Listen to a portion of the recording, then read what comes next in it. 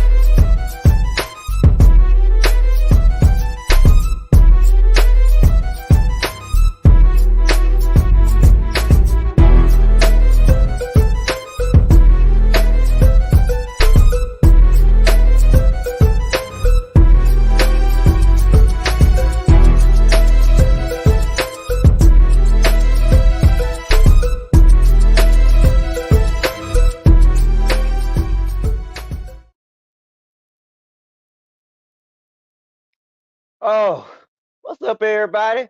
Welcome to episode 311. As you can tell, get my little swag surfing on today because I am in a mood to celebrate. Well, what we talking about this week? Must be some good going on. Well, division round recap and conference championship week is on the horizon. My Falcons make a historic but familiar hire. Jim Harbaugh charges West. The Bucks blow out Griffin and welcome in Doc. Fans storming the field and the basketball courts. How crazy is that? More coaching hires. The Titans hire coach. More coaching carousel keeps going around. Where is the defense in the NBA? Is everybody gonna score 50 points every night? Cowboys family members speaking out. Major League Baseball Hall of Fame expands.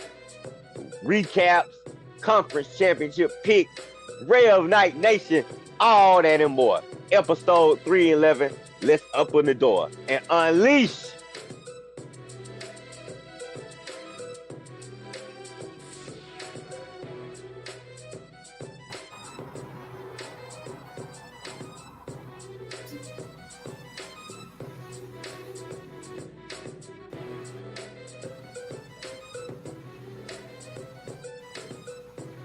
Hello?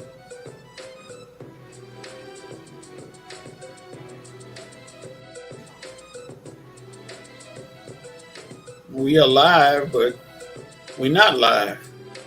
We need to be live. But we live on ATL Shorty. What happened to the good Reverend? Rev? Did your Florida Wi-Fi knock out your signal?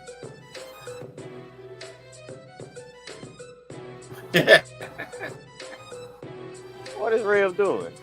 That's what it looked like. He trying to get a signaling, I guess.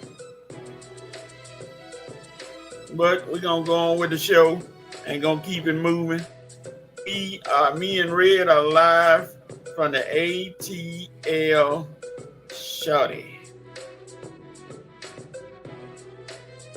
Our real sports athletes, we're real. Red, if you can hear me, real sports knowledge. We got an abbreviated start to the show today. Seems like the great Reverend, and looks like this. I haven't checked. Rev, you back? Rev, you back? Can y'all hear me? Yeah, we can hear you. I can hear you now. All can right, you hear us? Forgive me, yes, man. Let me do it right, man. Please forgive the technical difficulties.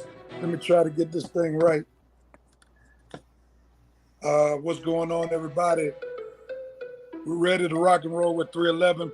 Sorry for those technical difficulties after Red gave that great monologue. But nevertheless, Red and Coach are coming to you live from the ATL Shorty. And we come to give you real sports talk because we are real sports fans who are real sports athletes who have what, gentlemen? Real sports knowledge. So hang out with your boys, Red Rev and Coach. Yeah. Episode 311. And as I'm trying to get my technical difficulties straight, Coach, what you got for us with numbers 3 and 11?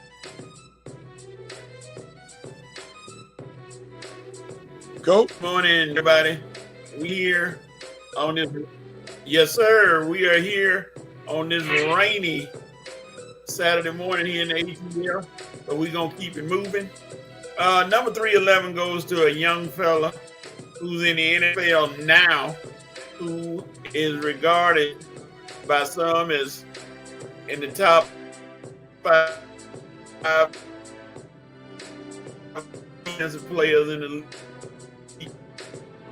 league. Now, he's a big-time defensive player who disrupts offenses and makes things. And 11, and he's a 3-time Pro Bowler, All-Pro from the Cowboys. Number 11, your play in mind. Well, he ain't mine, defense. Parsons, 311. Micah Parsons, 311. Mike Parsons.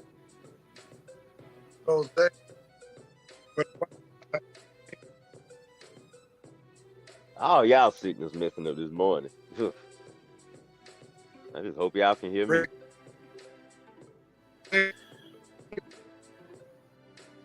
I think we need to start the show because nobody's signal working right. I would take work.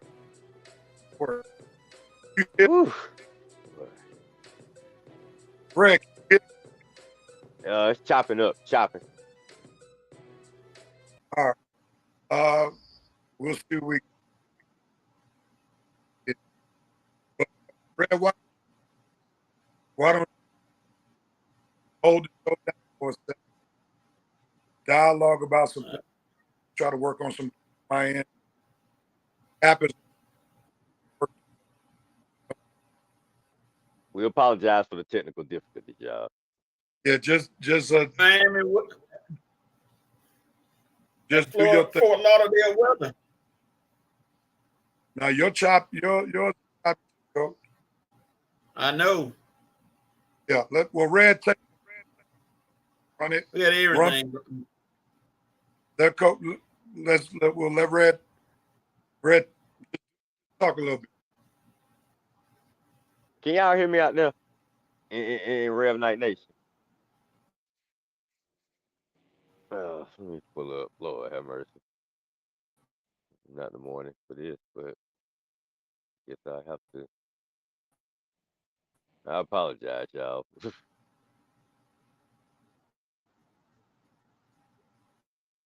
All right, what's going on, Vincent? Nando? Yeah, I'm sure you can hear me. I guess coaching Rev signal messing up. Guess my signal is the best as usual. So, well, anyway, what's going on, fellas? It's episode 311, and the weather is bad. Well, anyway, some folks' signals mess up every week, whether the weather bad or not. So that ain't no excuse. I guess it's just the bad areas they in. So yeah, and Metro PCS signal, yeah. So what's going on, Rev Night Nation? How you doing, Miss Tisha? Can everybody hear me out in Rev Night Nation? What's up, G? What's up? Oh boy, yeah, it's been a wild week. Yeah, it's time to slam the gavel.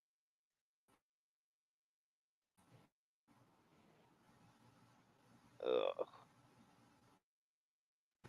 yeah, I wish they had bought you on, Thomas. Yeah, now they got me sitting here trying to entertain everybody on the morning that unslit. Shoot, I'm trying to stay awake myself. Yeah, I can hear you. Yeah, I know y'all can hear my signal. But anyway, what's going on? Usually we have a structured show, so we usually don't just, you know, but what's going on out there in the sports world, y'all? I'm sorry, man. I'm just a little tired this morning.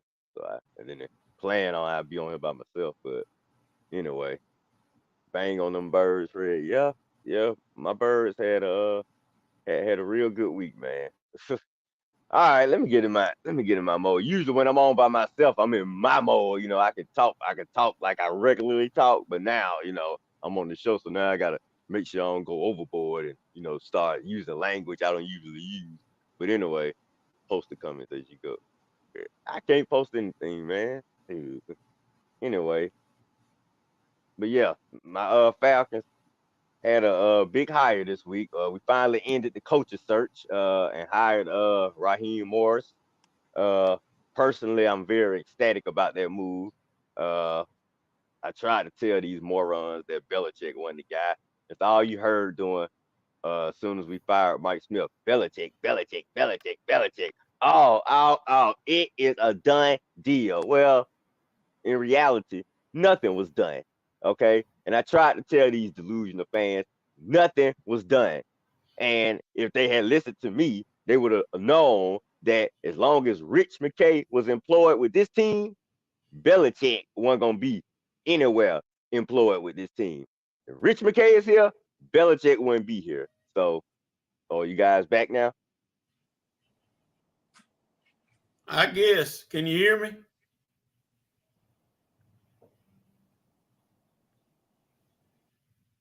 Hello? Lord have mercy. Yeah, I can hear you. Can you hear me?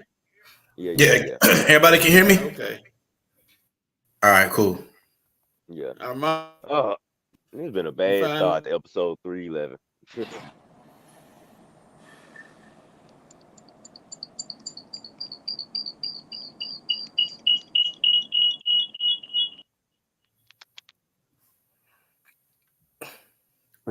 Coach, are you frozen? Oh boy.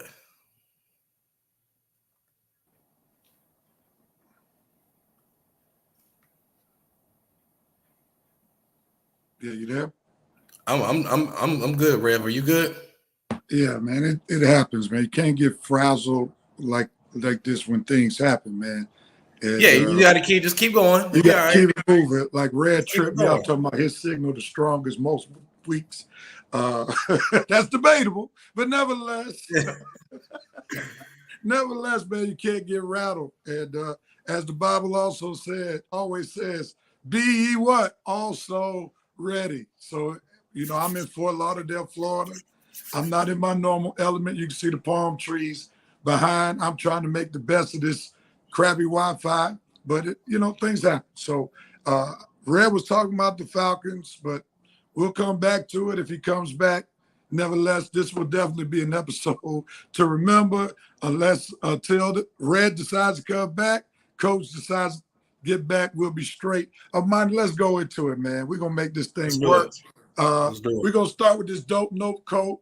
And Coach, I don't know what's going on, but we're going to make the best of it. What you doping on, Armani? I'm doping on one. For once, it seems like the Falcons organization is letting Rich McKay go to the other side of things. He will have no more say in football operations, and I'm happy about that. I think that Arthur Blank had to come to his senses and say, okay, Bill Belichick, I interviewed him. Maybe he gave him a couple tips like, hey, any coach that comes in, if Rich McKay is there, they're not going to want to be there. So I'm doping on the fact that Arthur Blank made that decision. He made a decision to say, okay, Rich McKay, it seems like you've been a problem. Everybody's been calling this dude out all week. Even sports announcers, they've been throwing subliminal shots at Rich McKay. So it's good that he's gone to the other side and not in football operations anymore. Oh, yeah. All right, Coach, are you straight? Can you hear me? Yeah, we can hear you. What you doping on, man? My dope moment goes to Shimon Moore being hired as a Michigan coach. He was a slam dunk, really, considering he went 4-0 when Harbaugh was out. So, and then plus they had to preserve the keep the players there, and they wanted more, and Moore got the job. So, congratulations to Shimon Moore, head coach of Michigan. Excellent. Absolutely excellent. I see Red decided to come backstage, so we'll let him on. What are you doping on, Red? Oh Lord. Hold on, let me bring it up. I'm doping on Todd Monken. 3 straight years. Look like you 2 championships with Georgia, and now you got the Ravens on the cusp of another championship. Plus, you coached Lamar Jackson to an MVP season. That's 3 straight good offensive years you had, Todd Monken. Let's see if you can cap it off with a ring. Go Monken. Winning. All right, and I am doping on Rich McKay. Reason why I'm doping on Rich McKay, Atlanta Falcons, if he were not in the picture, Bill Belichick would be the coach. So even though he got some of his duties taken from him, the good news is, since he was there, it kept Bill Belichick from becoming the coach of the Atlanta Falcons. So, hey, hate on McKay if you want to. I'm glad he was there to be a firewall to keep the Falcons from hiring Bill Belichick. Yes, sir. Yes, sir. Let's move on. All things, that's what scripture says, all things work together for good. And McKay being in place worked together for good for the Falcons. Coach, come on, man, jump on this nope moment. What are you noping on? My note moment goes to the ignorant people, whoever they have not been named yet, who stole the Jackie Robinson statue in Wichita. They cut it off at the ankles and took it away with them. And I've already heard a report from the police that they better find them first before the town finds them, because it could get very ugly, because there's some disappointed people there. So you idiots who took Jackie Robinson's statue, I try to come there, get some equipment, and put it back up before they catch y'all. That's my note moment. Wow. Oh, come on! Red, what are you noping on, sir? I'm I'm noping on all the fans who told me Belichick was a done deal. Nope. No! No! No! All right. And even though this is really my dope moment, but I have to go nope. Poor Tyler Bass. Field goal kicker of the Buffalo Bills had a chance to tie that playoff game last week up in regulation, but somehow wide right. And I was happy about it, but sorry for him. And I hope he got the first snowmobile out of Buffalo because the Buffalo Mafia, Bills Mafia, they were really struggling with that. So that's where my note moment goes to, even though I was happy he missed the kick. No! Coach, what do you know? I'm sorry, you already did yours. Is it Armani? What you noping on, man? Sorry about that. I'm noping on Kashawn Butte from the Patriots, man. You know he's under arrest for I think 2 counts of misdemeanor of betting. Come on, y'all. I don't get with these players. Y'all know the rules. You know the rules. You know that's not what you're supposed to be doing. You know you cannot bet college, NFL, and you betting on your own team. You know better than that. Everybody knows these rules. It's been 2 to 3 players in the past couple of years that's been suspended indefinitely for the same thing. The Calvin Ridleys of the world. You know, I'm just saying, y'all know the rules. It is against NFL policy and integrity of the game. You know better. Now you're in jail for betting. Seriously? Come on, man. You have got to be kidding. And don't be surprised, Armani, to your point, don't be surprised if more players wind up in that bind because this year, out of nowhere, betting has become more prevalent. Because now ESPN got a little betting machine. Fox got a betting machine. And so don't be surprised if some of these jokers get caught on those prop bets, knowing that they can't bet on those. So it's going to be interesting seeing a lot more guys being taken down because of betting. We'll go to you, Red. What are you coping on? I'm coping with the NBA trend. Well, not me, but a lot of players are coping with the NBA trend deadline. He's probably going to get a lot of watered down basketball to some of these decisions are made. So just cope with them a couple of more weeks. I think it's in early February. And then hopefully decisions will be made and then we can move on with the rest of the season. All right. I'm coping with the fact that the doggone Milwaukee Bucks are now working on their 3rd coach in less than a year. And they have to pay 3 different coaches altogether $18 million. So Milwaukee fans, y'all better hope Doc sticks around for a minute or that 4th coach going to take it over to about 22 million. But come on, Milwaukee Bucks, get it together. How about y'all do this? Fast and pray before you make your next coaching decision if Doc doesn't work out, all right? So you won't keep pouring out money. All right? That's what I'm going to ask you all to do. All right. Monty, we're going to go to you because Cope is spinning. What you coping on?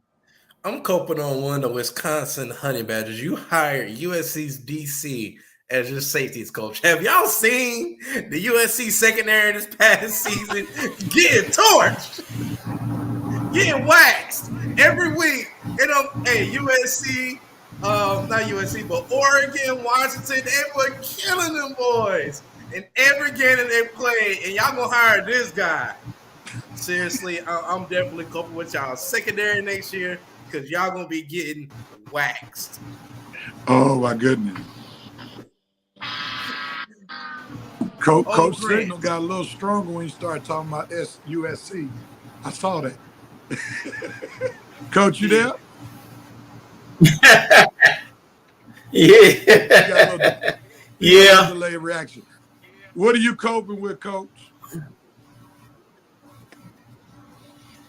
My cool moment goes to one Vince McMahon from the WWE, who unfortunately for him, he's been around wrestling forever, but he got to say bye-bye after his actions toward a former employee have gotten him in, and I ain't talking about hot water, I'm talking about boiling water.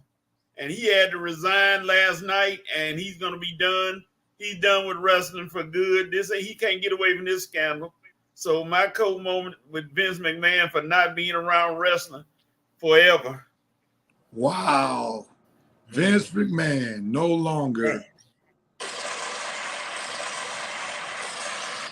His career is no longer. All right. Thank y'all, man. The VP, thank you for showing some great technical difficulties, but we'll get through it. The president don't have no love for us. It's like I'm watching the background. The Brady coach is frozen. What's up, Lieutenant Sonar? Keep the show moving. Indeed, can't get rattled when stuff happens. Teach support, tech support. I'm sorry, Vanilla Sky, doping on Antonio Pierce getting the Raiders job. That's the Prez. Doping on Tyra Vanderbilt becoming all-time leader in NCAA basketball wins. G said, good point, Rev. He talking about my Rich McKay point. Rich McKay got demoted to the mailroom. He's down there screaming for anthrax. The president is doping on controversy with the FAMU bowling team and the dismissal of members because they chose academics over practice. Nando, what's going on, bro? Doping on the Falcons didn't let Belichick take the whole organization like he wanted to. Doping on the Falcons fans, not seeing that Belichick had a 41-55 record before his Super Bowl. Mars' record is close to that. Coping on the Falcons drafting Jaden Daniels and starting this Raheem the Dream regime. The VP says Tyler Bass and Scott Norwood follow each other. You get that joke, Armani? You look a little bit too young for that joke. So yeah, Scott Norwood is the field goal kicker that failed the Buffalo Bills' previous Bowls back when the Buffalo Bills went to 4 straight Super Bowls. Oh, wow. Oh, yeah. Right. Oh, man. Yeah. VP, a woman passing Coach K and wins is a huge deal. Congratulations. Prez doping on the Atlanta Vibe wins their first game. What sport is that? I don't know. What's volleyball. Oh, volleyball. That's volleyball. Okay, I didn't even know that. I didn't know Atlanta had a professional volleyball team. You can tell sir. I've been out for the president. Too. Okay, all right, Coach. Well, you can start a new show telling us about the Atlanta Vibe, but not on this show. All right, here we go. The president opened on Bucks fire coach with a winning record during the season. We'll talk about it. Joe Black, doping on Raheem getting hired. The VP, nope. Milwaukee Bucks, what the TH? There you go. Jerome Case, doping on Lamar Jackson, handling business, doping on Josh Allen, understand down and distance scenarios, coping the Falcons hiring a high-powered, offensive-minded head coach. We'll talk about that. Red got into it just a little bit before we got our signals better. Timothy Sago, Senior, doping on Raheem, tight to death. Sagos. Overall record, I hope 23-38 doesn't come back and haunt us. We'll talk about that. Joe Black, doping on I'm with, and I'm a Morehouse grad. That's a bad hire. He just got messed up at Grambling. Why bring him to Morehouse? But he's holding on to any shred of a potential coaching job that he can. The press coping on, so the Falcons hire a black coach. I don't care if the coach is an alien. Wins are all that matters. What's up, Antonio? Glad to have you on the show. VP is green with Jerome Case. Allen got caught up in playing hero ball instead of taking a course out of Professor Tom Brady's School of Being Smart in Situational Football. The VP is also coping Vince McMahon getting me told. Yep. Who did he pee off? These Euro ninjas are facing the music. President Copen, the Baseball Hall of Fame. I think he meant me. I think he meant me too, real. Me too. Okay. Oh, me too. Okay. Ichiro will be on the ballot in 2025. Will he be unanimous or not? I think that's pretty clear. He will be. Jay Case, IT called and said, just hit the power button and restart. That sounds like a sermon right there. Yeah. The VP said, the president, I'm sorry, Bills, boy, I love losing Super Bowls. Oh, he came up. That was a good one. Boy, Oh, wow. That's pretty catchy, man. Oh. It's over. The VP says 28-3 odds Raheem Morris will be a successful Falcons coach. Oh, was that a reference to the Super Bowl? Yeah. Yeah. Ha. One shot. Okay. Joe Black said, y'all got to understand when Raheem got the Tampa job, the Glazers tore down the team to save money. Look at Joe educate before I can. There you go, Joe. Joe Black said they had just bought Manchester United and tried to save money with the Bucks. Teach, Joe. Teach, Joe. So with that being said, Manchester. Man, we already got the Revenites. They gave us their input. That's a great segue. Joe Black spitting that knowledge. Now let me go back to what Joe just said, because I think that's very important, because many people are struggling with the hire of Raheem, the Dream, Raheem Morris, because they do remember 3 seasons at Tampa. He did have one good season out of the 3. They did make the playoffs his second season, but he struggled years 1 and 3 and then ultimately got fired. Also, Raheem is no stranger to the Falcons for when they fired Dan Quinn during the regular season. Raheem Morris was the defensive coordinator and did a decent job, even though the record didn't say he did a decent job, but he allowed that team to be very competitive down the stretch. And some folk were even suggesting that he should get a shot after being the interim. He went 4-7. So Joe Black addresses the years at Tampa. And again, I think for context, let's put those comments up again. Understand Raheem got the Tampa job. The Glazers, who were the owners at the time, tore down the team to save money. They had just come from having some good years with Tampa. Remember, during that run, Tampa had won a Super Bowl. So let's not forget that. And then they had just bought Manchester United soccer team and tried to save money with the Bucks. And he said, and when he was interim here, he had Dirk Cutter as OC. All right, Joe Black gives us insight. Now, Red, you started a little bit on the Falcons when our internets were collectively struggling. So first, tell us your thought about the hiring of Raheem Morris, good, bad, or indifferent, and what are your expectations? So go with it. All right. Thank you, Joe, for telling the stuff that we already know. Captain Obvious. We already knew that. God. Not everybody. I'm still clowning them. Tell us something new next time. I just felt like messing with them.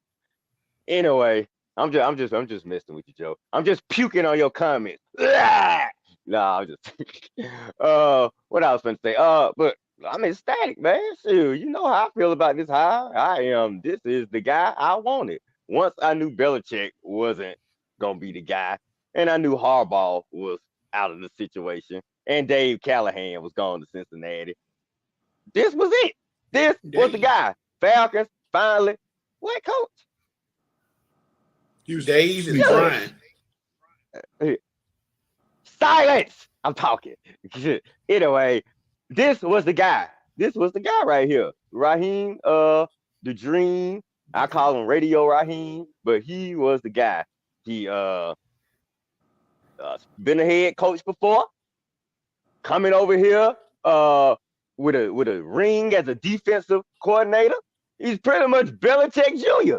I mean, with the exception of Belichick had 2 rings instead of 1 ring when he got his second job. But hey, this is Raheem's second gig, and this boy is ready. I know he's ready. There's many bad instincts as I had about Arthur Smith. That's just much good instinct as I have about Raheem doing this job. So pretty much, Falcons, I appreciate you, man. You giving him and Terry full control, doing the right thing. Gave me a black coach, a black GM. Hopefully we can get a black quarterback in here soon. and I expect nothing but championship expectations. Raheem expects the same thing too. This man is going to take full advantage of his second opportunity as a head coach, and the Falcons are gonna be successful all for it. So good hire, Falcons. I'm all on board with this. I'm not listening to nobody who ain't on board with this. Now we're gonna leave y'all behind. Everybody's on board. We going forward. And my team is finally gonna get out the dumps and finally get back to winning football. I'm satisfied with this hire. I'm gonna go to Coach real quick. Coach, Um, especially while his Wi-Fi is working. No. that little rat. He moving little now. hamster. He moving. Look here. I'm gonna tell you something right now, Armantis. I don't have a rat working. I'm afraid of rats. Working. Hamster. My bad. Hamster. He Hamster. working. He running on that thing. Ain't that right, Chico? There you go. This is Chico. Coach, Talking to the hamster. the Falcons going with Morris. As a Steelers fan, what do you have to say about the hire? I mean, it's a good one, but it's all interdependent on two things. I think he's gonna be successful, but he got two major problems he got to solve before the season even started. And I have no doubt they got Fontenot moving now, so they're gonna solve them. Quarterback, OC. Simple as that. That's your key to doing what you're doing. I mean, because his track record has been proven. He's been one of the most respected young coaches in the business right now. A lot of people speak highly of him. So him getting that job means that they're expecting big things out of him. And if he has to succeed, and I hope the Falcons don't go to no. If somehow he struggles, we shouldn't have hired him. That's a predictable route. Support the man and give him a chance to build the program from the debacle that Arthur Smith left you. He left you in shambles, and anything that Raheem Morris can do to build this thing up will be icing on the cake. So, good luck to him. All right, Jerome Case has a question, and I guess, Red, this would be for you, since you said you can't wait till they get a black quarterback. Ain't Ritter black too? Not to me, he ain't. Not to me, he ain't. All right, Lexus Hill, before bringing him on, he'll be as good as the QB and OC he brings in, but we give him a fair chance. Timothy says, I hope Raheem chooses a good OC and drafts a good QB. I want LSU quarterback, so you want Brother Daniels. So Armani, you're a Falcons fan. I would like to say you die hard. You didn't jump ship. So your thoughts on the hire and expectations? It was a good hire. They went with a familiar face. They didn't want Bill Belichick. Bill Belichick wanted way too much power. So, no, Bill, you're not going to get all the power that you want. No, that's not how that works. Not in this organization anyway. But I'm glad that Raheem is here. We got our first black head coach, as Coach said. He's won a Super Bowl as a coordinator twice. It was just, we needed a young, fresh guy with ideas. And I feel like Raheem is well respected around the league. And even coach Mike Tomlin said in the interview, Raheem Morris is one of the best coaches I ever been around, and he still has yet to get another chance at being a head coach. Listen, even some of the best coaches, sometimes the first time go around, it don't work, and it's all right. 13 years later, he gets another opportunity. So, we have to give him a fair chance to build the team to where he wants it to be. So I feel like in that regard, we made the right decision. Somebody that knows these players and that can relate to the young players.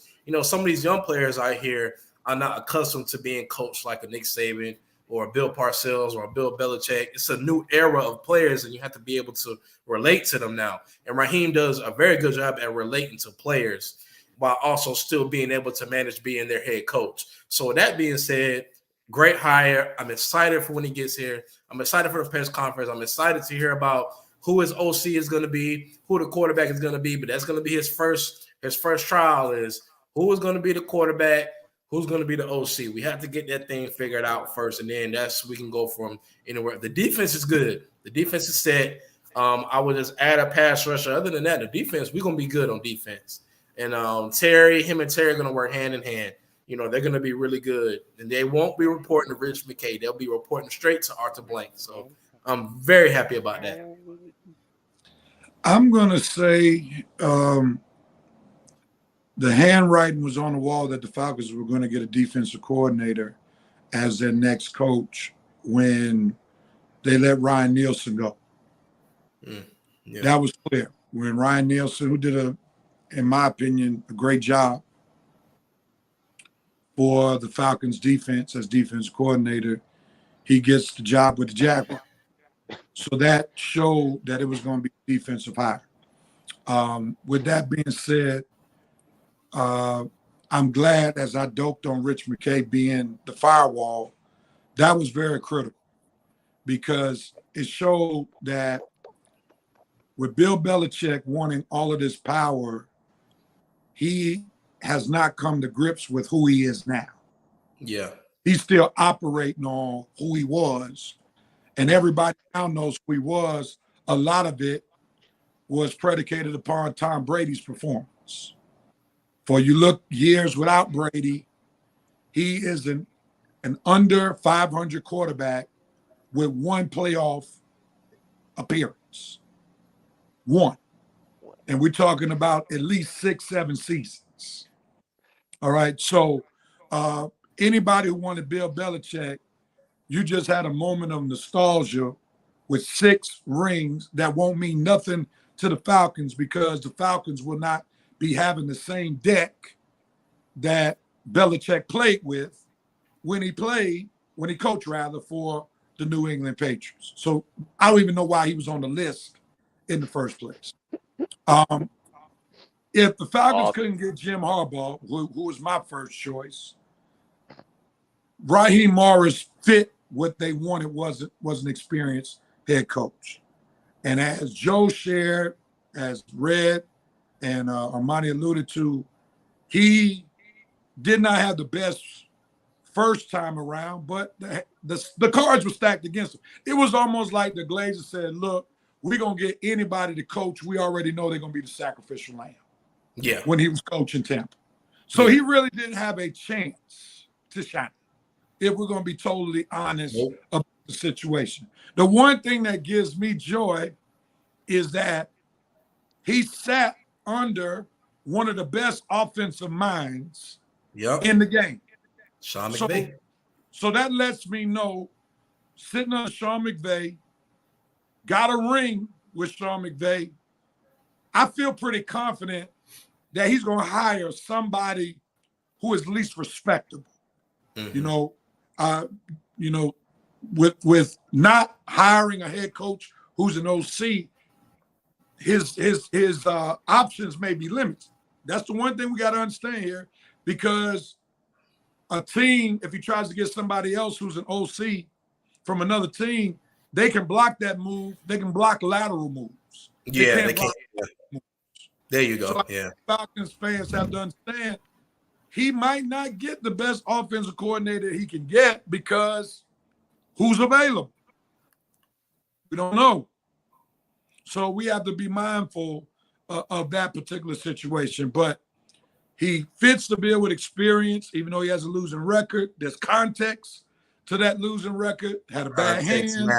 Context matters. He was not set up for victory when he was he wasn't playing with a stacked roster. he wasn't playing with John Gruden's Tampa Bay Buccaneers. His quarterback was Josh Freeman, for goodness sake. Josh Freeman, who's been out the league now for a decade. He was playing with him as a starting quarterback. So let's keep things in mind. And I think where Coach was saying he got to kind of basically start from scratch, I don't think so. The main thing start from scratch is starting quarterback. Mm-hmm. Just get a quarterback in the OC. Exactly. He got an edge rusher. Solid foundation. So I'm gonna put some expectations on him that he got to do better than 7-10. We've seen it. Oh yeah. Yeah, 70. I'm Got, expecting the got playoffs. skills players. He got skills players on offense. Got, an array of running backs because Algier would probably still be there. He's Bijan is there. starting. He's starting London, right where Belichick started when he went back to New England. You got some players. You he just got need some to get you a players. quarterback. Got to get you a quarterback. Pitts is there. The defense got some solid pieces. Yeah. You got Bates. You still got the cornerbacks. For real. It's going to be interesting to see what they do. Real. Hold on, All he quick, got to Red. do it. Hold on, Red. Well, they gotta decide what they're gonna do with Grady Jarrett. That's gonna be an interesting move right there. But they and then also, they had some senior guys like Campbell, and then they had Dupree, who they got to decide if they're gonna bring back and things of that nature. But the foundation is there. Go ahead, add on, Red. Basically, all he got to do is find him his own version of Tom Brady, and Falcon gonna be rolling, baby. We just got to find us a Tom. I mean, he ain't even got to be Tom Brady when he retired. He could be Tom Brady during the first 3 years. If we had that this year, we would have been okay. Yeah, I agree. All right, let's see. So the president says, so what record are y'all looking for in this first season? And of course, we already said yes, it depends on who his QB is. All right. Let's say he gets a rookie quarterback. Let's say they have 75% of the season that CJ Stroud had. 75%. What record you giving the Falcons? I'm gonna go 10-6. Okay. Well, it got to be 10-7. They got 17. 10-7. Excuse me, 10-7. All right, Red. What you saying? That sounds about right, or 9-8 at the worst. I may go up to 11-6. This is why. Wait, you mean that the guy gonna have a CJ Stroud type year? 75%, because let's look at it. The Falcons with suspect quarterback play was already knocking on the door. Oh, okay. Well, yeah, you're right. Yeah. Think about it. They were there to the last week of the season in playoff contention. Mm-hmm. And they had quarterback woes the entire season. Mm-hmm. So you put a quarterback 75% of CJ Stroud, the Falcons can win at least 3 to 4 more games. No, I'll go you one better, Rev. You get the rookie quarterback, and you make sure the backup quarterback is a veteran QB. And now we really good now. Heineke ain't going nowhere. Heineke ain't talking about no. Man, forget him. Forget Rilla. We need 2 new quarterbacks up in here. Well, he's going to be on the roster, right? I think. Yeah, he got to be on the roster. Yeah. We'll see. Well, you know what? He may not, because he is. Exactly. He might not be. So we're not going to say he's guaranteed to be on the roster. You can cut folks every day. Players get cut every day. Falcons, you better have 2 new quarterbacks in that quarterback room when the season starts. I know that. Joe Black. I want to hear no Ritter or Heineke ever again. Joe Black said, anyone who brings up his Tampa Bay record, please research Billy B's Cleveland record. Amen to that. Jerome, it was terrible. It was terrible. I remember when that's a new spelling for sports that I've never seen in my life. I remember when sports talk folks used to say Brady was the system quarterback and Billy B was the reason for a time success. But I digress. No Bill and ATL. I think I was one. I ain't gonna say and deny it. Do I think? Let's be honest. Tom Brady grew into being the quarterback that he became. Bill Belichick's defense carried Tom Brady the first 2 Super Bowls. After Super Bowl II, we can probably now say that Tom Brady was probably the engine. Tom Brady was probably the man who kept peace in the locker room to deal with Bill Belichick's shrewd ways. So they complemented each other, but Belichick helped Brady to become Brady because the defense won those first 2 Super Bowls. Then Tom showed up, showed out, grew as a leader, grew as a quarterback, and I would give him the last 4 Super Bowls definitely happened because Tom Brady's leadership. Timothy Sago said, tooth gay out of the operations side of football, as Vince McMahon would say, it was best for business like that. Cedric Thomas says, I would not have wanted Belichick just off the simple fact that he beat us in the most embarrassing Super Bowl ever. Even if we could have won a ring with them, it would have not set in right with my spirit. I can see that, but at that time, that's not his fault that Matt Ryan choked. That's not his fault that Kyle Shanahan decided not to run the ball. You know what I mean? It is what it is. That, you act like Bill. I would have a problem if that was a Super Bowl that Bill Belichick won with Spygate. Then I would have a problem with that. Right. That's one of the Super Bowl we gift wrap to him. Yeah. I can't get mad at him for having his team stay the course, even being down 28-3, and then they come back and beat us. That's on the Falcons. That ain't on Bill. There was a reason John Gruden quit. Joe Black, boy, you giving us the full gospel. He own it. Yeah. He own it. At least we still have a good young. And that is the Falcons kicker's last name for those who may think that's a derogatory statement. At this point, I'll take Wayne Brady.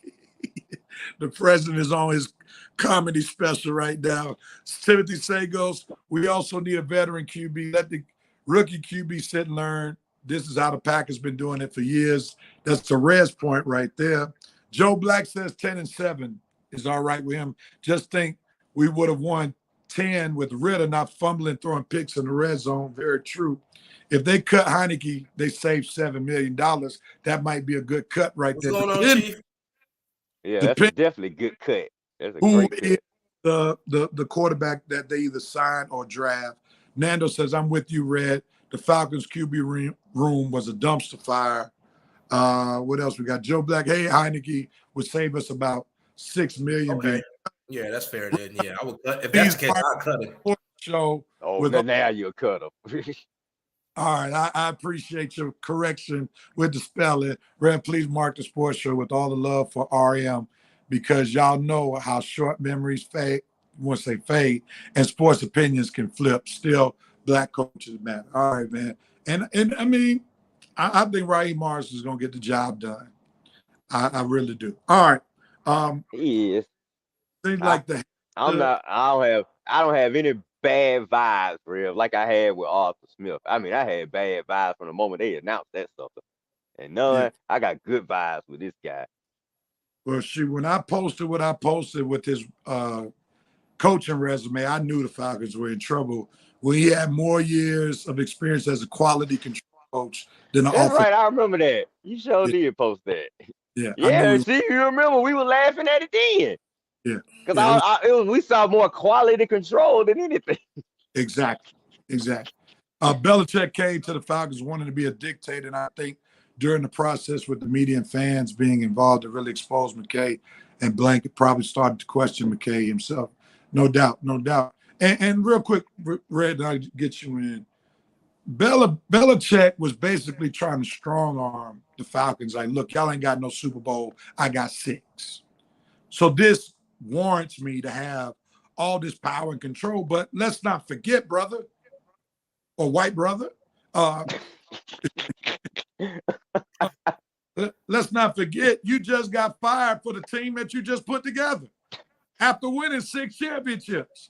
So what makes you think you're entitled after having 4 subpar seasons, 3 subpar seasons, 1 decent season, with 1 playoff berth where you screwed up the young quarterback in New England, which is what the Falcons need in Atlanta.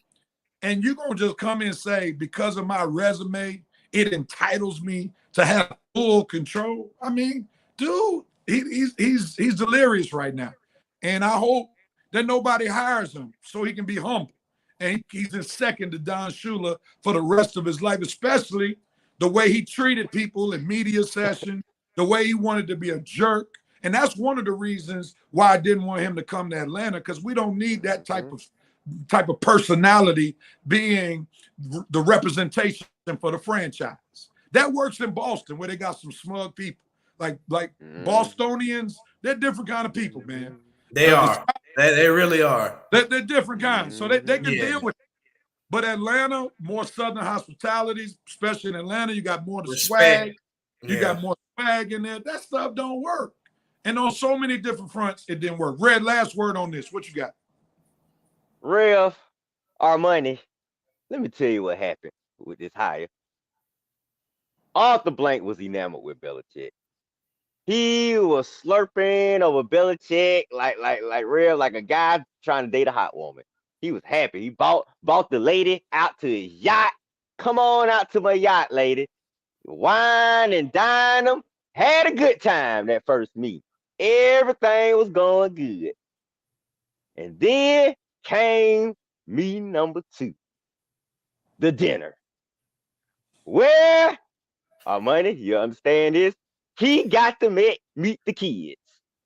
And once he met the kids, Rich, Terry, all the Greg Beatles, all of the Falcons brass, the kids said, Daddy, no, no, Daddy, we don't like him. We don't want him. Please, Daddy, don't do it. If you do it, you're going to lose all of us. Wow. So you make the decision, Daddy. Either it's him or it's us. Oh, all of us. You see all of us behind you, Arthur Blank? You pick him or you pick us. And Arthur Blank, as nervous as he was, reports coming out last week, I don't know what to do. I'm so conflicted. Well, in the end, Arthur Blank chose his family and his kids. Love the story. Great decision, Mr. Blank. Right Great decision, Mr. Blank. Yeah, that's a good analogy. That was a good analogy. That was great. That was one of your great moments right there. That was a great moment. Yeah. That's right. All right, Ray Ellis says, I think it's time for us to get a premier DE as well, defensive end. What do y'all think? Who do y'all think we should grab via free agency? Let's wait till the end of the season. Who's available. Yeah. Well, we talking about it last night. Josh Allen gonna be available. I prefer to get a free agency. I don't want to get one. I don't want Dallas turn out draft because that means we ain't drafting a quarterback. But we'll have some options now. It's gonna be options in free agency, and it'll be a few options in the draft. So we just got to make the wise move. We'll tackle that once the season is over because we'll have a better idea of who's available. Also, Raheem will bring some players. Players love Raheem, and that's important. I think. Yeah. Red alluded to it earlier, the need to be able to dialogue with these players of this generation. Winston Thorne, what's going on, man? Glad to have you. Appreciate you. Smash that like button. We appreciate you. Smashing it. Winston. Smash it as well. Antonio Henderson, he had that ego when he walked through the door like, y'all definitely need me. And I know you want me, so give me the keys to the Lincoln. Yep, that was it.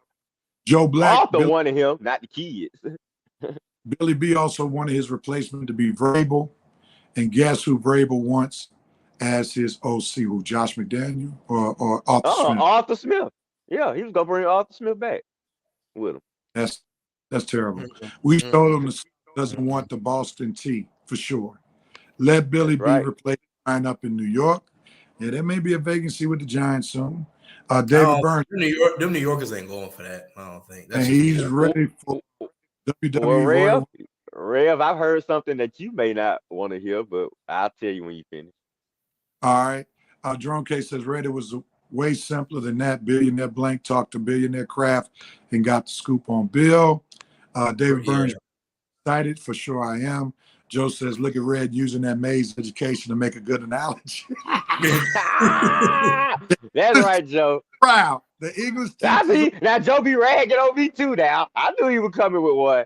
The president says Raheem will be giving out gift baskets filled with D batteries. Now, before we move on, what you got to tell me?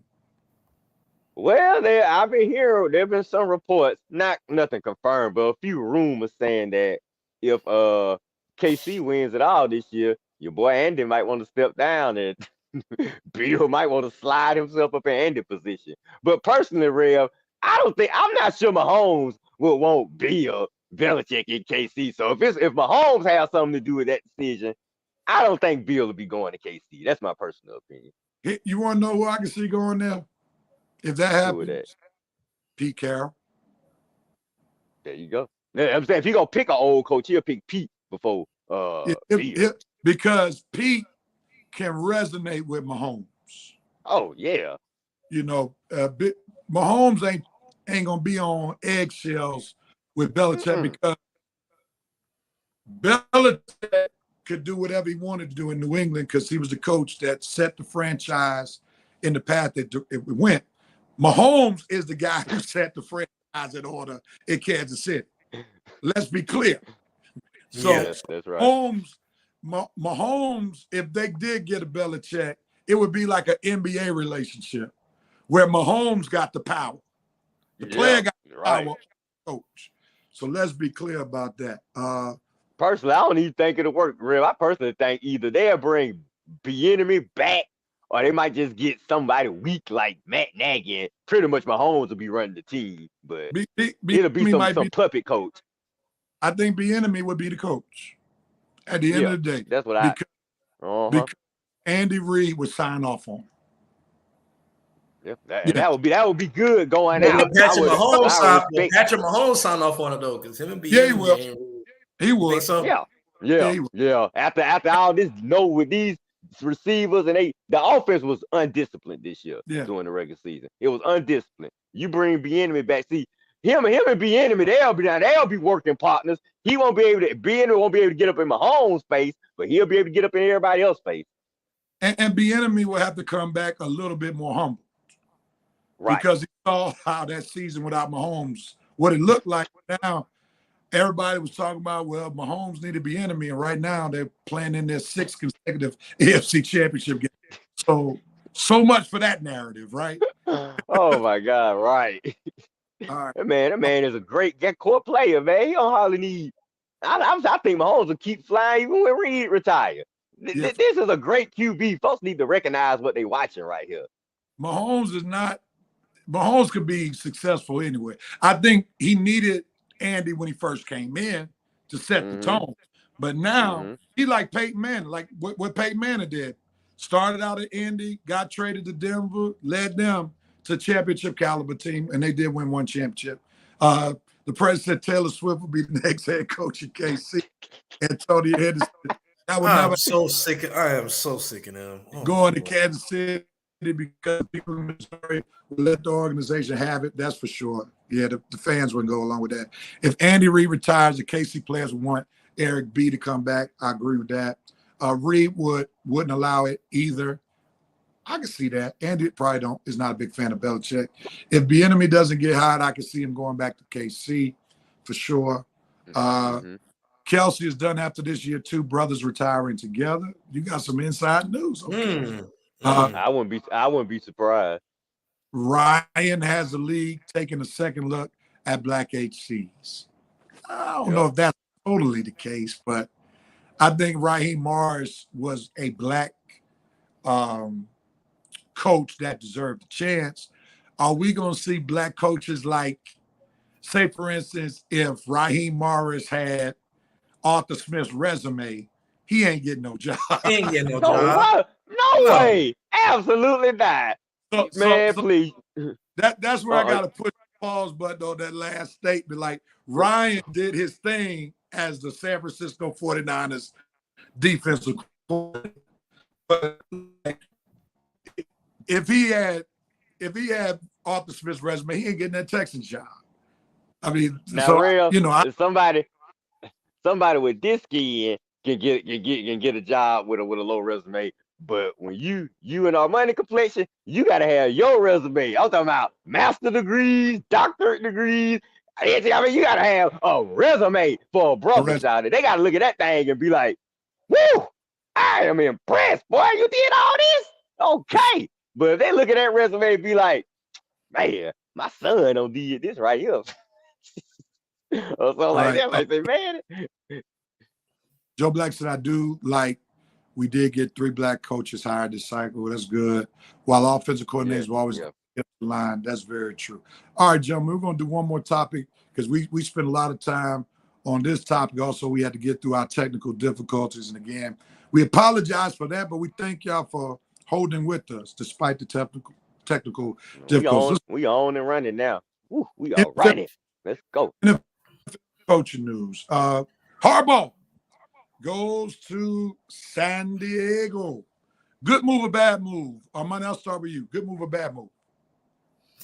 Good move because he already got a quarterback. I think that Jim Harbaugh didn't want to sit and have to deal with having to develop a new quarterback. And I think that's ultimately why he didn't take the Falcons job, because he said, well, first of all, y'all front office is abysmal. Let's get that out of the way. And second of all, y'all don't have no quarterback. So it's going to take me about a year or two just to get acclimated. And then I got to get the quarterback. So I don't think Jim Harbaugh wanted to do that. I think that Jim Harbaugh wanted a smooth transition from Michigan to where he won a national championship to Los Angeles, to where, okay, I already got a team here. Khalil Mack is there. Derwin James is there. What's the kid? Asante Samuels Jr. is on that defense. They got a good defense and they got a good offense. So it'll be smooth for him. Okay, this is what we gonna do. I'm gonna run things this way. Herbert, do what I say. I'm gonna kind of tweak you a little bit. I don't have to fully develop you. You're already developed. Herbert is gonna be who he is. And he is I don't think he's an elite status yet, but he's one of the top 10 quarterbacks in the NFL. So, he's already there. So Harbaugh is just like, all I got to do is implement the game plan, implement my philosophy. Y'all follow my lead. I'm going to lead us to the promised land. I don't have to do nothing else. So are you suggesting with this hire, or would you make the bold move? Mahomes got something to worry about with Jim Harbaugh? Oh yeah. No doubt in my mind about that. Yeah, Jim Harbaugh. Yeah, he does. I'm not gonna lie to you. All right. No smoke. Right. I'm just on the outside looking in. I just wanted you to be on record because when he got roasted, he was supposed to be in trouble too. So I just want to be on record. Well, let's be real. Right now, Herbert is a better quarterback than what Wilson is right now. And he has, no offense to Sean Payton, but right now I believe that Jim Harbaugh will have a better turnout at LA than Sean Payton is going to have at Denver. That's just my personal opinion. I don't know if I could even say Justin Herbert is a better quarterback. I haven't seen him accomplish anything but the one playoff game he blew a big old lead and lost to the Jaguars. So I don't really know what he is. I know he's a lot of hype, but I haven't seen a lot happen with his ability yet. But anyway, all right, Red, good move, bad move. Well, I had an answer to you.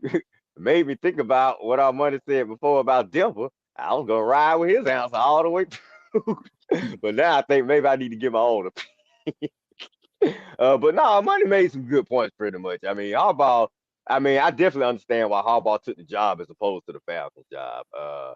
But like you say, now Herbert definitely is a more talented, more seasoned quarterback than probably the quarterbacks that we have. So I can see him looking at Herbert and saying, okay, I'm probably a little closer than if I go to the Falcons. I have to maybe draft the quarterback and build him up. But even if he had to do that, I still think Harbaugh would have, Harbaugh can groom a quarterback. He groomed Colin Kaepernick, so he can groom one. But I understand what Armani's saying. He probably wants to jump into a job and go ahead and win now, because when he left San Francisco, he was winning.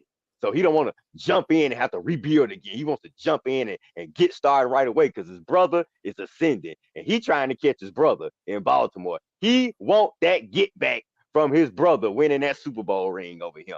And I'm pretty sure he would love to play his brother in the AFC Championship game and keep him from going to another Super Bowl. And they also play each other this year too. So that's going to be a pretty good game too. But like I say, pretty much what Armani said is right. San Diego has a talented team, probably have a little bit more talent than the Falcons have. And Harbaugh has won every place he's been. So, and Chargers don't give him full control pretty much. So, it's pretty much on the platform, Here you go, Chargers. They need somebody to improve their culture. Harbaugh needs a change of scenery. Marriage made in somewhere. We'll find out what's up. They said, so John Harbaugh had an interview And they were like, how you feel about your, Jim getting the job. He was like, yeah, I'm happy for him, his family. And he was like, but that is your family. That's your brother.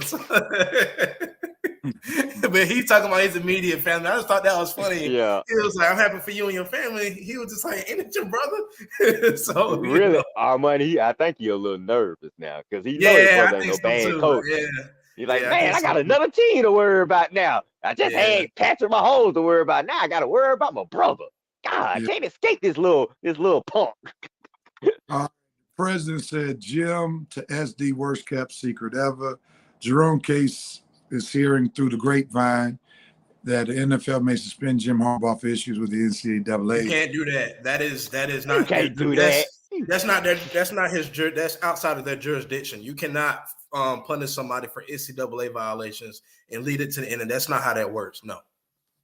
All right. Ray says, I hope he knows that LA is totally different from San Diego and Ann Arbor. Yeah, it's a little. And we've been wrong. We've been calling them San Diego Chargers. My fault. It is the LA Chargers. I keep forgetting. Yeah. Coach, are you here? Because you sound like there was some maintenance work going in the background. You good? They must be doing construction outside. All right. He tried to put the thumbs up. That was a slow motion one. Got to get that little hamster some food. He tired. We're going to have to invest in getting rid of. Look here. I told you go have a rough night. Go. Yeah, it's a rough morning. In and out. Was that the hamburger? Yeah, we're going to have to bring you back for the picks. We can't understand the words you're saying, man.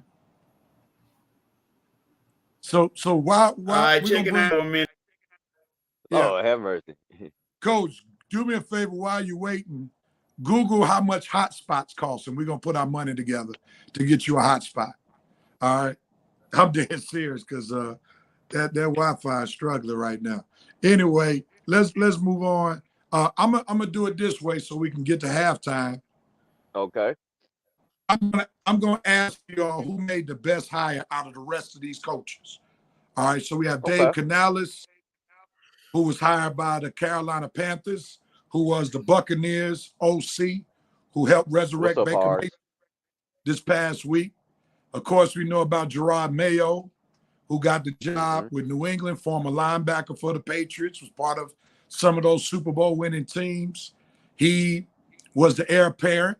Antonio Pierce finally gets the job with the Raiders after doing an impressive job as interim coach. Then you got the Titans with Brian Callahan, who was the Cincinnati Bengals offensive coordinator who gets hired by the Tennessee Titans. So you got Callahan, Titans, Pierce, Raiders, Mayo, Patriots, or Canales, Panthers. Who you expect to do the best out of those hires? I'm gonna say Pierce. I like the Antonio Pierce hire because he really got the locker room. When you got players talking about, if y'all don't hire this man, y'all gonna have to trade me. If y'all don't hire Antonio Pierce, I'm out of here. And Crosby, when you have players actually vouching for their head coach like that, that's a testament. That is good stuff right there. I would say Callahan, but I'm gonna be honest with y'all. I don't think Vrabel deserved to get fired. He told them, I didn't tell y'all to trade Antonio Brown. And that kind of messed up the chemistry because Antonio Brown left. AJ Brown. I'm sorry. AJ Brown, I'm sorry. AJ Brown left. Well, that's his cousin. Oh. Ryan Tannehill got hurt. He got a bad deal, in my opinion. So I don't think that Vrabel deserved to even be fired to begin with. So, yeah, and the Panthers, I don't know because it seems like the Panthers, I think they have a front office owner problem. But I think that they made that hire as a panic move to me. Because I didn't hear much about the Buccaneers OC up until they hired him. I didn't know who he was. So I believe that the Panthers made a panic move. I think let me move on to what Armani said, and then after I say my comment, I'm gonna go to the comments right quick, and then we'll let Red jump in. I think this hire was strictly for the development of Bryce Young. That's Pretty much, yeah. The owner didn't care nothing else about the franchise. He just saw what he did for Baker Mayfield, and he's saying, "Look, if he did that for Baker, we just saw Young have a terrible year in comparison to what C.J. Stroud did. Yeah, we need to make good on this first pick, and therefore we need to get." Oh Lord. We just got to make good on somebody who can resurrect this young kid that we got. Real quickly, Red, we're going to give you your answer. The president said Hampster got tired of the rat race. What's up, Horace from the Sports Round Table? Glad to check in. He said he agrees with Armani. He says Pierce. Nando agrees, says Pierce as well. Red, I'm turning the coaching attention to you. Are you agreeing that Pierce will probably do the best job out of the names that we mentioned? I agree. Pierce can do. Hold on, you're muted for some reason. Can you hear Red? Yeah, we can hear him. He's good. I can't hear him, but it must be me. Go ahead. I'll come out and come back in. Go, Red. I agree that Pierce gonna do a solid job, but I think Mayo gonna do a pretty good job with New England. I wouldn't be surprised if he do a pretty good job because number one, he's familiar with that area. The owner definitely endorsed him.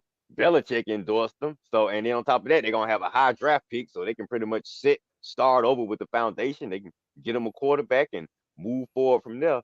So I think Mayo have just as good. I think Mayo and Pierce both do solid to worthy jobs in their prospective places. The other guys are good hires too. Canales works well with quarterbacks, so I can understand why they hired him in Carolina. And Callahan being a former coach's son, I can understand why they hired him in Tennessee. But for right now, I'm gonna go with Mayo being the guy. I'm gonna go with Mayo being able to do a good job in New England too, as well. I was kind of conflicted with Mayo. I'm just like, has Mayo? So did Mayo?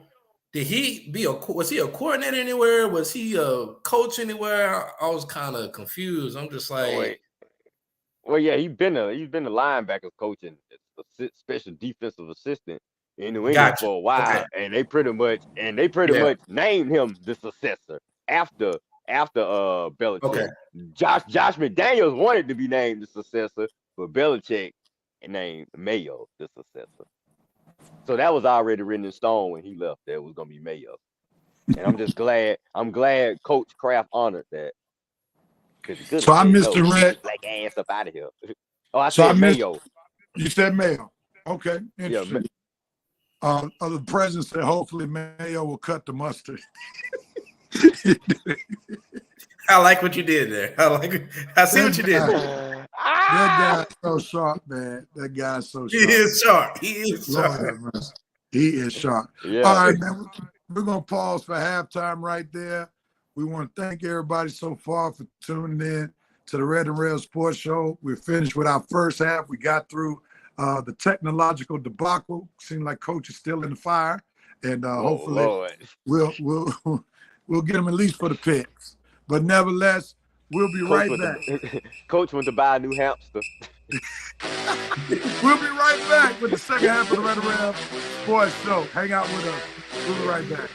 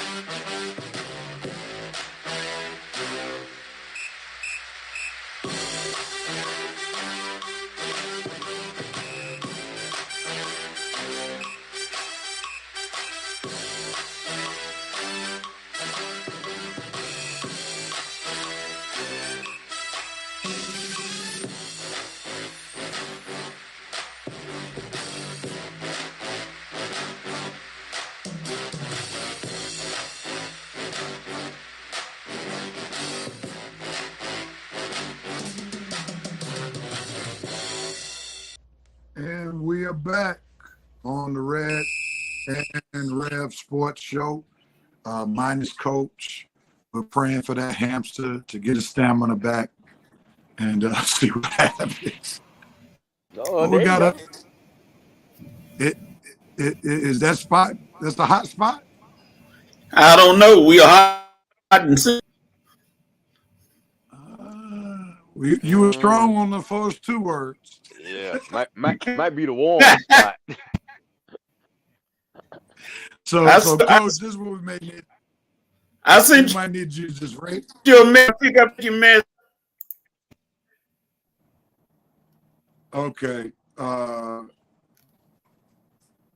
right. We're gonna have to remind me when we get off the show to put Coach's Wi-Fi on Pastime's prayer list. Yeah. And we're gonna put the hot spot on the Christmas list. Well, that's a long way to go, man. We got 11 more months. Oh yeah, that's right. Well, when is Coach's birthday? We need to find him a Valentine.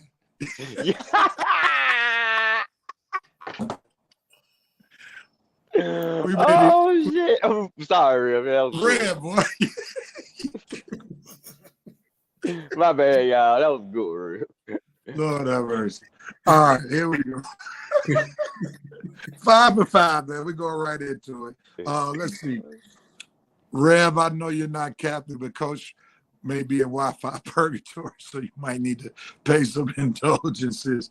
Coach needs a fresh set of shrews. They all this Wi-Fi, boy. That's funny. All right, gentlemen, we're at our 5 for 5 segment where we get 5 hot topics. We try to talk about those topics for 5 minutes. We give each of our panelists 1 minute to talk about the subject matter at hand. Since we're not going in the individual screens today, gentlemen, just know when you see Rev raise that hand, you got 15 seconds before you get muted, all right? Coach got the reverse mortgage internet. Oh my God! Wow. Oh my terrible. God! Oh, look at the last one. Look at Thomas. Wi-Fi wishing for internet. Good afternoon, Mama. Glad to have Oh you. God! Glad to Hey, have my How you. you doing? bad. How you doing, Miss Harris? All right, let's go, gentlemen. Red, you'll be up first. Remember, the Okay. hand goes up. That means you got 15 seconds left. Let me cue Lunas. I think the VP might not be with us right now, so I know Yeah, he was I noticed. Yeah, 'cause he he was was cracking all kind of jokes right now. at the very beginning. Maybe some Falcons fan banned him after he put that 28-3 reference. Oh Lord, Oh, Joseph man. banned him. Joseph Yeah. probably banned him. All right, here we go, gentlemen. We got 5 on it. I'm cueing Lunas. First topic at hand. Griffin fired.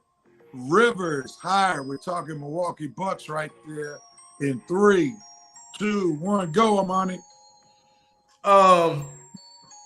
I'm kind of, I don't know. I'm gonna say for this, as we were saying in the old show, is it Frau? You know, I'm just saying I don't understand how, you know, he was having a good season and they just fired him. So I assume that something happened. Something was said, or it's gonna come out that he did something that might have put the franchise at jeopardy. So they went ahead and fired him. But something had to happen. Something happened between him and Giannis or him and Damian Lillard. Something had to happen for them to fire that coach, and he was winning. They're having a good season. In the middle of the season, something definitely happened. He did something.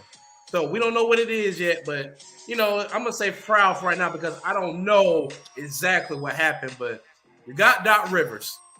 Doc, you know he's known for choking a little bit, so just beware. Red, jump in there. Well, what happened is he lost the respect of his best player, which is Giannis. And once that happened, you pretty much on thin ice. I mean, the defense pretty much regressed from the past few seasons. They had a championship defense the last few seasons. Now they defense in the bottom of the league. And when you add that, plus Giannis having issues with you, I'm not sure Lillard was involved too much, but this is basically a Giannis move. Giannis did not like Adrian Griffin after he endorsed Adrian Griffin. But hey, I'm pretty sure they're gonna respect Doc Rivers now. Next time, Giannis, be careful when you choosing your coach. Don't endorse the first guy to come along. Then you can save yourself these issues. Because right now, you and the GM looking real bad, Giannis. But it's early. Luckily, by the time playoffs come, don't forget about all this mess, and we'll be focusing on y'all going for another championship. But this was a bad look for Giannis and the GM. Bad form. All right, Sister Harris says I'm late. Hold on, we'll get to that. Glenn keeps getting ready-made jobs for sure. That's Doc Rivers, and I'll just add that clearly he did not have a good relationship with Giannis. I think something had happened during a regular season game where he wanted to take Giannis out. Giannis refused to go out, and things have never been the same ever since. The president says a Doc River shouting match would be epic. Ron K said, how in the world does Doc keep getting the primetime jobs only to choke in the playoffs? Anybody want to take a stab at that? I'm gonna say this. In Philly, I'm not gonna put all that on Doc. I'm gonna put most of that on James Harden. James Harden Rabbit Boy is who he is. He not gonna never get over that hump. As much as he try to jump as a little old rabbit, he ain't gonna never get over the fence. I agree. I think LA was legit. Let's remember that he was not run out of Boston. He welcomed being taken out of Boston. So because Boston was rebuilding, and that's how he got the Clippers job. And Ray Allen left, right? Because Ray Allen went to Miami. Right. So they started going towards a downhill spiral, and then Kevin Garnett and Paul Pierce were starting to get old. So let's remember that. Red, go ahead.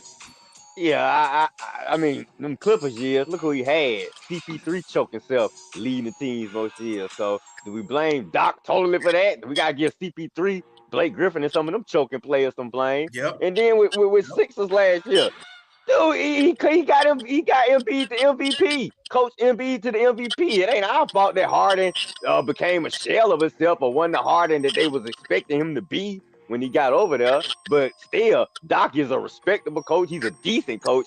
He'll get Milwaukee to the playoffs. Now, what happened when they get there? And they'll be a contender going into the playoffs. Now, what happened when they get there? That's another thing. But I know going forward, they won't have these coaching issues no more. It'll be Giannis and Lillard will be on board. The rest of the team will be on board. And we'll wait till the playoffs come for Doc to choke another 3-1 lead away.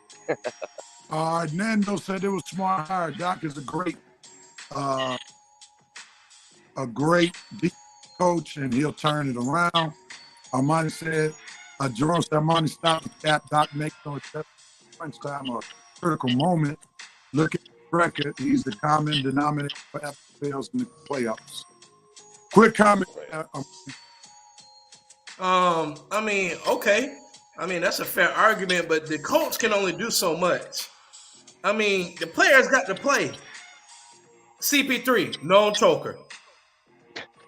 James Harden, Rabbit Boy, known choker. He had 9 points in that final game? Come on, man. You know, we can blame Doc all day. One more, Armani. One more, Armani. Pete Pammy George. Come on, man. I mean, I get we want to put all the blame on Doc Rivers. But some of these players, no matter where they go, Chris Paul ain't won. James Harden ain't won no matter where he go. It don't matter.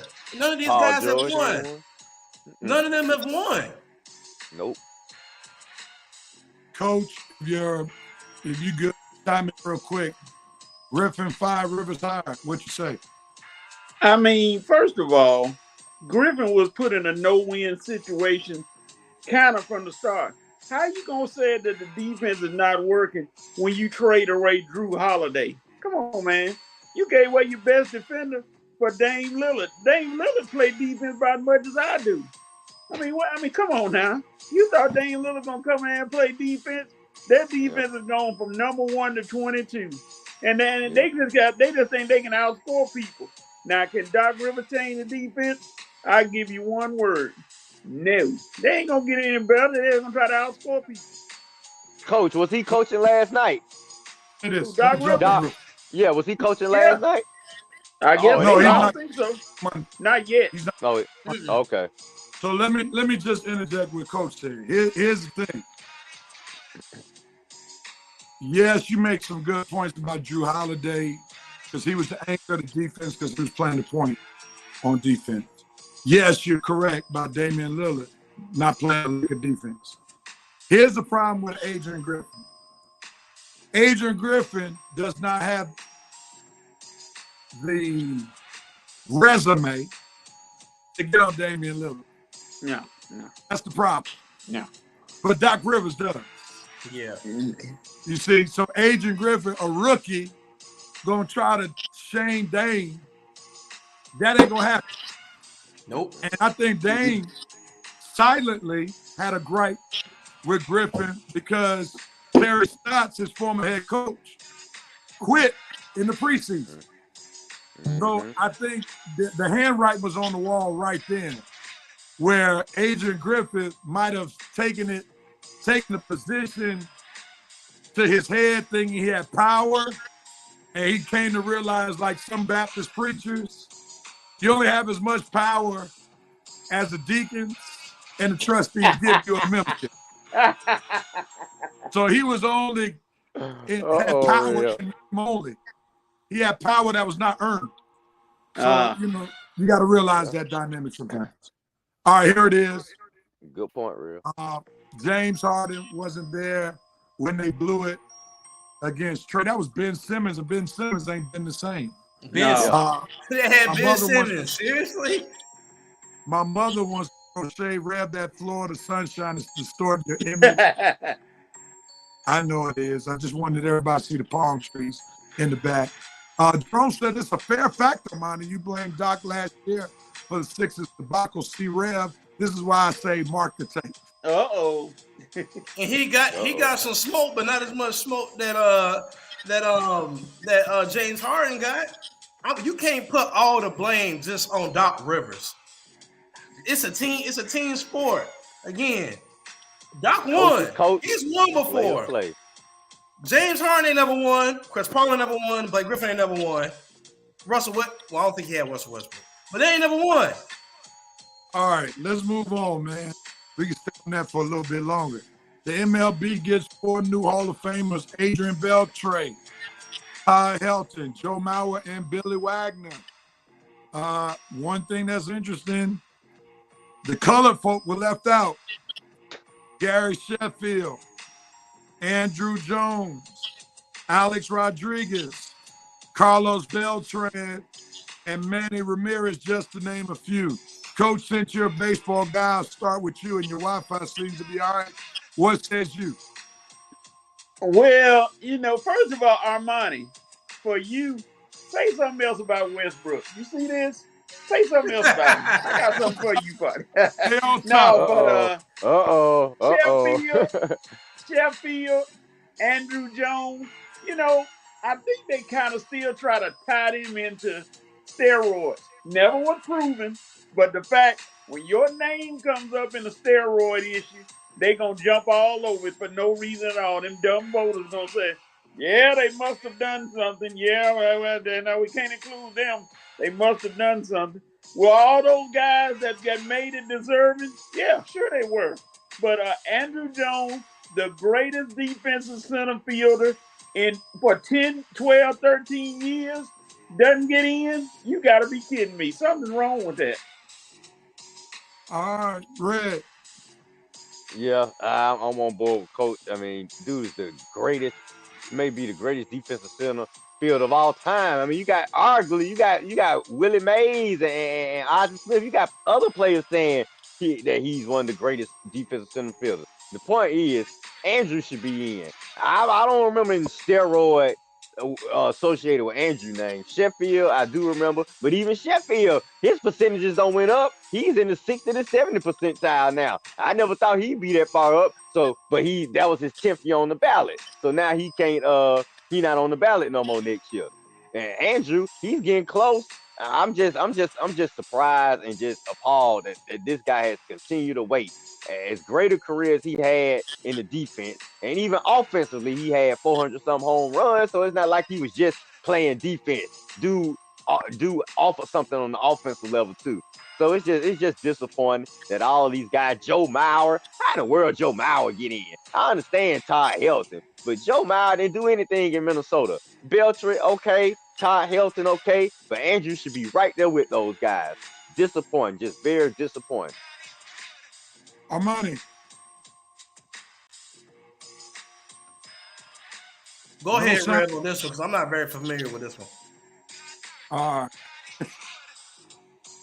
right, all right. I'll add it.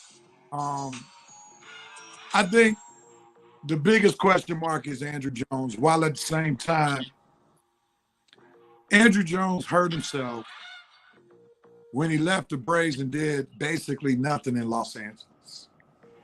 And I think that's where he's getting the pushback from. Let's remember, Los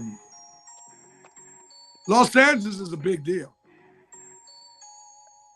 And when he didn't do anything, like that was maybe one of the worst free agent signings that the Dodgers experienced. I mean, his numbers dropped drastically. And he was no longer the phenom that he was for many years with the Atlanta Braves. People remember what Andrew Jones did in that World Series against the Yankees as a 19-year-older. And he had a good run with the Braves. But I think the Dodgers run is what killed him because he was still in his prime when he signed with the Dodgers.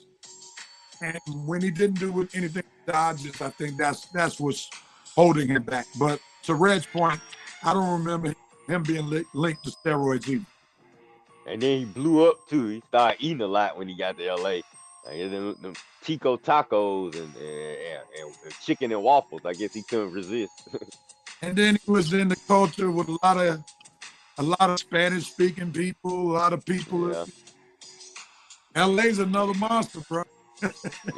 Yeah, you got to know how to adjust, and you got to know how to use your time wisely, especially when there's business involved.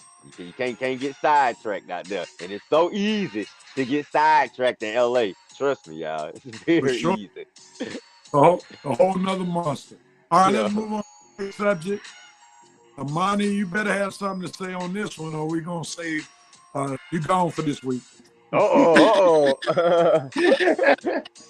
I'm sorry, I'm not a baseball fanatic. My bad. Well, he's like me when I first started the show, because I wouldn't talk about baseball either. So I'll give you a pass. That was me and Coach exclusively. That's right. You're right about that. All right. Should storming the court be outlawed when fans jump onto the court or field after a very big win? Should it be outlawed? What says you're going to go? I'm gonna say no because they've been doing it for this long. Did anybody get hurt? If nobody got hurt, somebody got hurt. Caitlin Clark. Oh well, yeah. Okay, that's fair. Okay, if somebody getting hurt and all the players are in the way, then you shouldn't be storming the field if somebody's getting hurt. So I think that it'll be some kind of probably NCAA rule to come up and be like, hey, y'all not doing this no more. Especially when key players are getting hurt, people are getting hurt. Football, I don't think it's as bad, but I mean, basketball, come to the middle of the court, you know what I'm saying? I didn't think it was a big problem, but now since it is a big problem, it'll get outlawed probably. Brett, jump in there. I say, yeah. I never understood this dangerous thing right here, and I'm talking about both sports. I mean, I understand the nostalgia behind it. It's college, it's kids, okay, but come on, they don't do this in the pro. I mean, you got a whole army of people on the field, and then football, maybe you can handle it a little better, but basketball, Come on, and all those folks storm at the same time, and you see what happened to Caitlyn. Is just, I'm surprised that it doesn't happen more often. It's just, look, fans, cheer in the stands. What's wrong with you cheering in the stands? Your team win. Okay, then we turn around and go home. Or what else? Why you got, what's storming the court? I mean, what is that? Is that a part? To me, it's just something I never got it. I don't get the big thing where you gonna pull down the goals of the Knicks or something. No, and then you see only thing. Coach, jump in there. I say no, because the Caitlin Clark incident, although unfortunate, that hadn't happened a lot in storming the court. Either those players or the other team are gone, and those people are storming the court, and they all over the court with their team.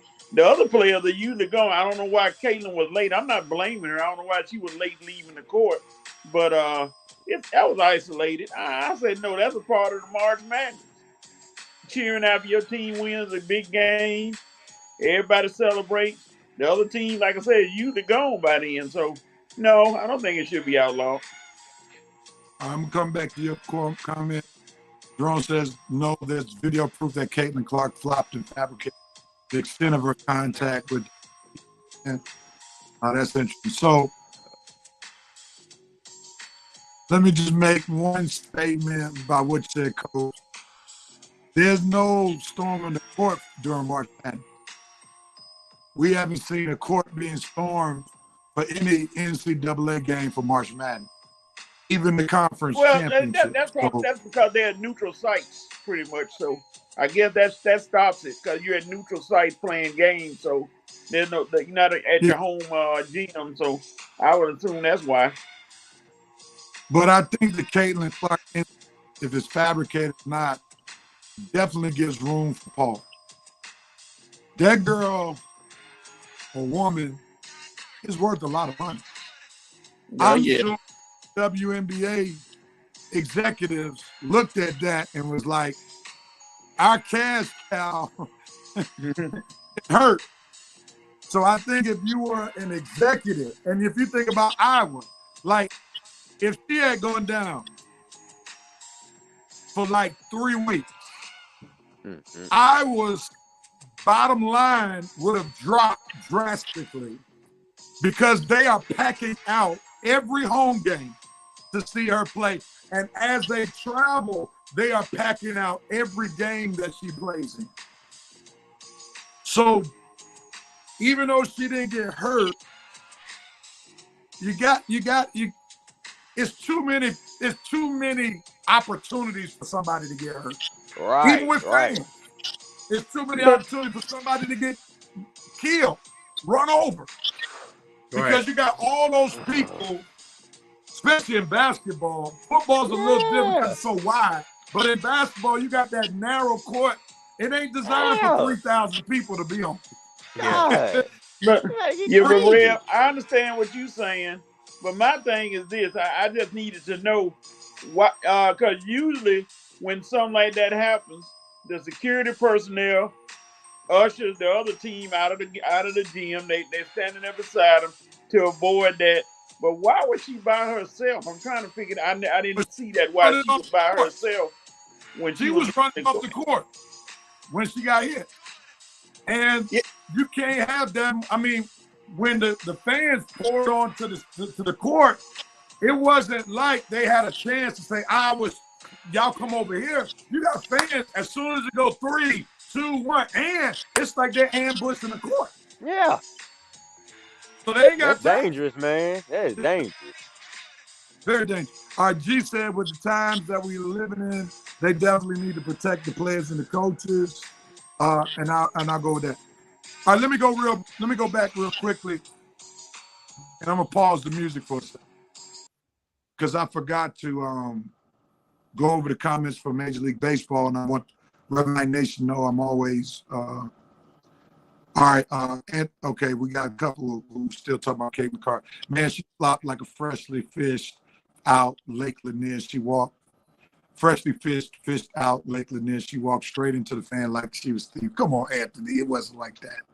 Jerome K said, Rev, NBA executives may be looking at Clark's character more than the contact since she initiated contact with the fan. She What? didn't. What are y'all talking about? I'm blind or something. Why Like- would she walk into a fan? She was running off the court and the fan hit her and she fell to the ground. Right. Why I why swear would that's she what I saw. intentionally walk into a fan? That kind of makes hardly no sense. I need to go. Anthony Cord. I need to go on YouTube and see this again just to make sure I saw it right on Sports. You might need to post it, real. And let them see it again. Yeah, for sure. I don't have time to download it and save it, but Okay. I feel you. Yeah, check it out though. I'm pretty sure that fan, yeah. Because I don't even think she saw the fan. She was blindsided and got knocked to the ground. There are Yeah. new angles to the video. She was Yeah, mad they lost. She went to LeBron. Oh Lord. I She think was Case and Corey just talking trash. so the fan walks right in front of her. I'm looking right at it. Come on, man. All right. We obviously got different, we seeing different things. Let me go back to the baseball real quick. Because there were a lot of comments that came, I guess, after I moved shift gears. Is Alex Jerome asked, is Alex Rodriguez ever gonna get in? If he votes No. for himself, Yeah, Nah, it's gonna be nah, he long. ain't getting in. Nando, Andrew Jones. Man, that's an interesting spelling of Andrew. Okay. it's post. Andrew Jones is supposed to be in. He has numbers, some better than Griffey Jr. What? I don't know about that now. I don't know about that. Got some good numbers, but not better than Griffey Jr. Unless you compare Griffey Jr. Defense. days, and that Jones is not as good as Griffey Jr. Now stop. No. Yeah, no. even in Cincinnati numbers he was performing. Now, if you want to say his defense, if you want to say his defensive numbers or defensive war, okay, I feel you. But nothing. Griffin Jr. was light years above Andrew offensively. it's not even close. The youngsters won't get in until the old voters die out. That's a good point. Joe Black, foul with Andrew Jones. The president Joe Mauer was a hometown kid born in St. Paul, played entire career. Twins, and it also helps out. All that goes in with skin color too. If we're gonna be honest. But now, Rev, Jerry? Joe Mauer hit 1 year. He hit 365, which is the highest batting average for catches. I'm looking at it. He had the highest single on base percentage. He with a minimum of 500 games played, the highest among major league catchers. He is the first AL catcher to win a batting title and holds the record for most batting titles by a catcher in a career. So he has some stats. Okay. I guess for me, I don't remember any of those stats translating to any postseason baseball. Let's Me see. neither. I don't remember. Well, I don't he wasn't remember. with the Puckett. The Twins didn't have that good a team. I can tell you that right now. Right. That's why I guess it's just a little off. But all right. I mean, you bring out some good points, and if he's setting those kind of records amongst catchers, then it's hard to keep him out statistically. We got those kind of numbers, and it's basically based upon regular season numbers for sure. Yeah. All right, we're gonna go. Let's jump right back to it. There's trouble in Dallas. Folks speaking against Dak Prescott, family members of Cowboys players speaking against Dak. What says you, Red? Go. Sometimes family members need to keep their comments even keel, because every time one of these family members say something, most people are gonna think they're speaking for the player and not their personal opinion. It's like maybe they think the player's talking to them and their comments or their feelings are being expressed through the family members. Nah, sometimes not necessarily true. Sometimes the family member's so passionate that they just want to speak out against the person because they supporting their family member. In this case, Dak, boy, y'all better start winning soon, man. Because man, when you got CD Lamb's mama basically cussing you out, I mean Michael Parsons family members on you, and Dak's brother saying they want out of Dallas. You just got too many opinions going around, and basically these folks need to tell their family members just to keep it quiet because, like I say, it always looks bad on the player and not the family member who makes the comment. Coach, jump in there. Yeah, I see where Michael Parsons distanced himself from his brother Terrence's comment. He said, "That's not my comment. That's him. He has his own mind. That's his thing." But CD Lamb's mama, 15 minutes of fame. You said what you said. Bye. Because it wasn't Dak Prescott. Would your son be a all-pro? No. So you can step back, stop talking, and stop blaming everything on him because CD Lamb is an all-pro because of Dak Prescott. Armani. Oh man, this social media thing, man, it's getting out of control with some people. You know, we live in an era where everybody's got an opinion, everybody's got a platform. But I mean, parents, no matter how you feel, sometimes it's best to keep your mouth closed. Parents, siblings, cousins, third cousins, second cousins, first cousins, I don't care. Keep your opinions to yourself and stay out of his business. That is not your business. Stay out of his business and stop creating friction between teammates. All right? Keep your family out your business. Thanks, Dak. Thanks Dak. Thanks, Michael Parsons' brother and CeeDee Lamb's mama. Just be quiet. They don't have nothing to do with you. Stay out of it. All right. Anthony said, like I want to tell DJ Murray, Dad, chill out. I know we're on sport, making an Atlanta Hawks rep. Cam Newton told Land's mother, Brent Grimes' wife got tossed around. If I had a team, I would start putting that in contracts. That members need to keep quiet. You're not a professional athlete. Playing professional sports is not easy. CD is just as much of an all-pro because that, as Julio Jones is a Hall of Famer because of Matt Ryan rolling on the floor. But it's going to be interesting to see how this plays out. I'll just bring up one document. I think you'll have people like CeeDee Lamb, especially speaking of Michael Parsons, because they haven't yet gotten their bag yet. The more the Cowboys advance, the more the bag that players like Micah, CD can get. So if Dak keeps falling short, even though they'll get market value because they have done quite well, they'll still lose out money in the long run. It could be with endorsements because if you're a champion Dallas Cowboy, that's a whole nother market for money than just being a Dallas Cowboy. So I think some of those things come into play as well. Last topic, gentlemen. Coach, you're on deck. Will anyone catch Kobe's 81-point soon in the NBA? Just last night, you had Luka went for 73. You had Booker go for 63. Joel Embiid 2 days ago went for 70. People are knocking on the door. Will anyone catch Kobe's 81 points soon? What says you, Coach? Well, with the defenses that are in the NBA, there's a chance. There's a lot of the defenses, boy, they make it quite easy. When somebody gets on the road, they get fed to keep on shooting. And until these defenses improve, there's a chance it might happen.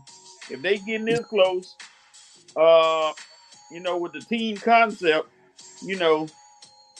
I tell you, maybe these coaches will start preaching more defense than offense. He said with these defenses. Armani, what says you? I give it. I think it'll happen. It'll happen. It'll either happen this season or next season.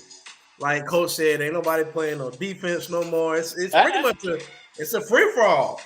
You get a shot, you get a shot, you get a three. Ain't nobody getting nothing. It's like an Oprah Winfrey Show giveaway.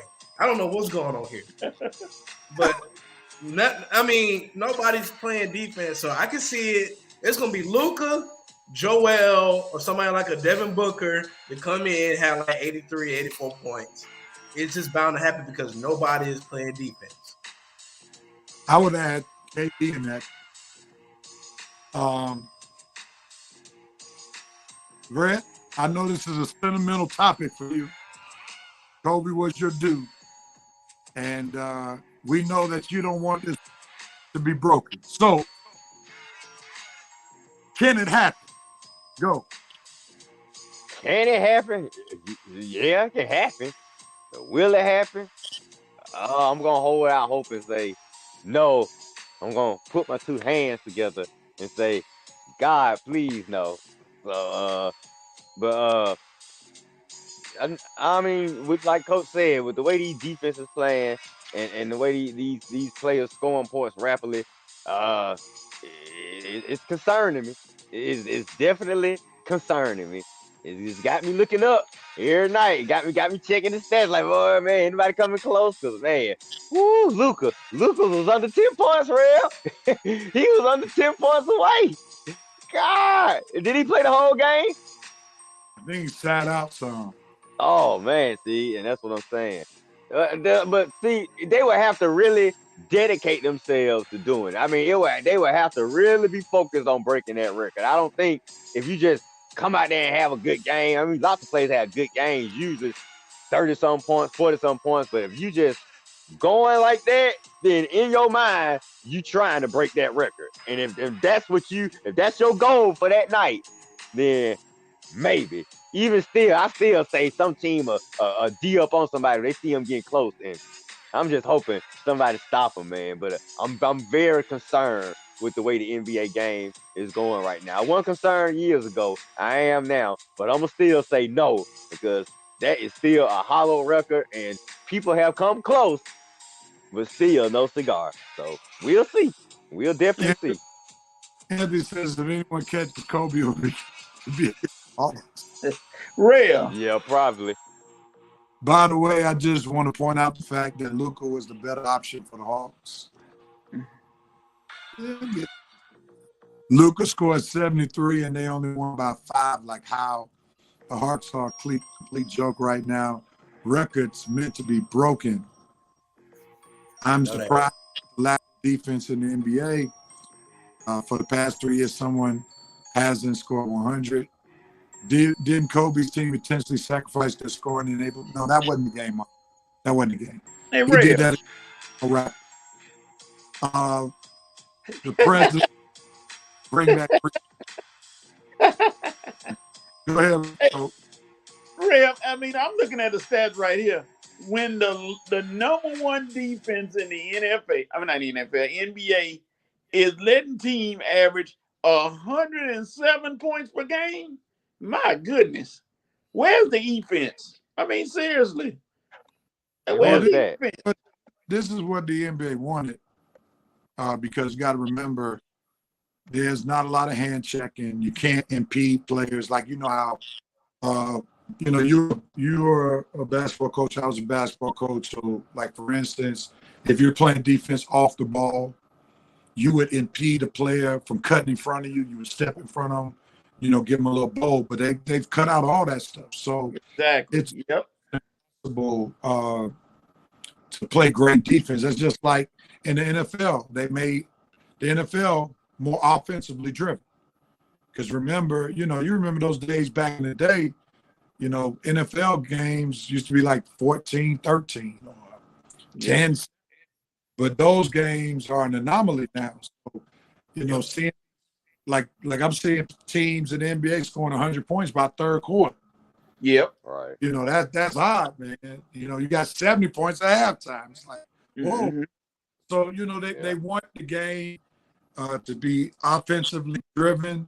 And, I think you'll see more defense being played, of course, in the playoffs because we don't see those large scoring games.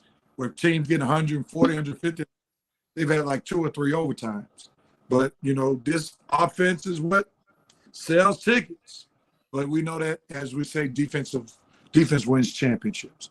Let's see. Anthony said travel ball mentality is more like the AAU mentality. I would agree. Nando said, Red, it will be broken. Ain't no defense being played in this day and age in basketball anymore. What's good with you, brother Demetrius? Glad to have you. And this is why Green feels like he's a dominant defensive player, just playing basic high school defense. AAU killed American basketball. Now, Anthony, that's probably the best thing I've seen you post since you've been hanging out with me. And I'm a bit biased to that post because I'm a former basketball coach who saw the evolution of AAU kill American basketball, and we're seeing it live and live in color, because when you look at the past 4 NBA MVPs, they have all been international guys. Giannis, Jokic twice, Embiid. And it looks like Embiid's going to win it again. And Luka's right there. Luka's international.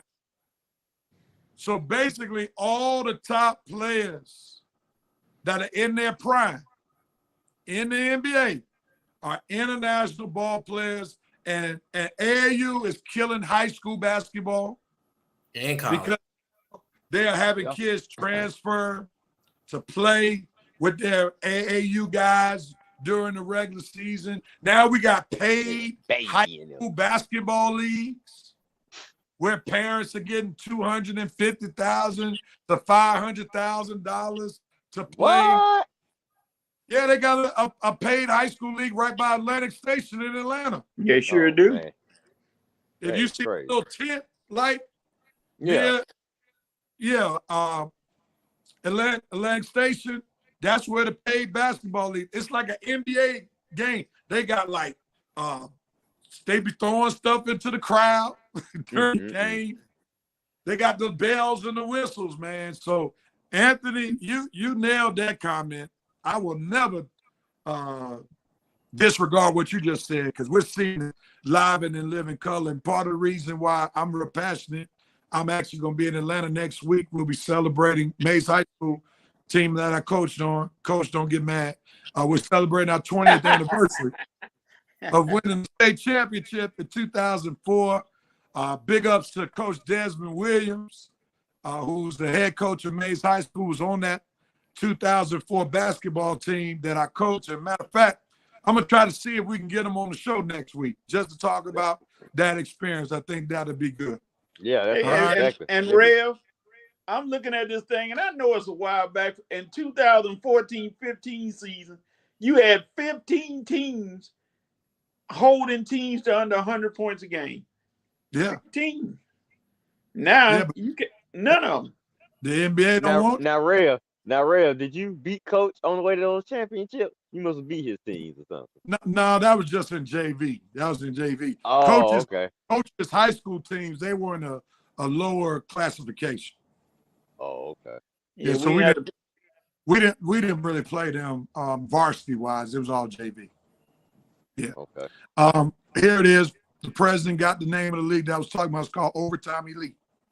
Yep. Oh, okay. I heard of that. You want to know who played in that league Who? just last season? Those Thompson boys who got drafted by Houston. The Twins. Oh, okay. Yep. Okay. They played in that league last year in Atlanta. Jerome said European players practice 5 days a week and play one game, whereas AAU players play 3-4 games a weekend and never practice. There's a lot of truth to that. A lot of truth to it. All right, we're through at 5 for 5. Thank you, gentlemen, for blessing us with your sports comments and opinions on 5 for 5. We'll have 5 more topics next week. Now it's time.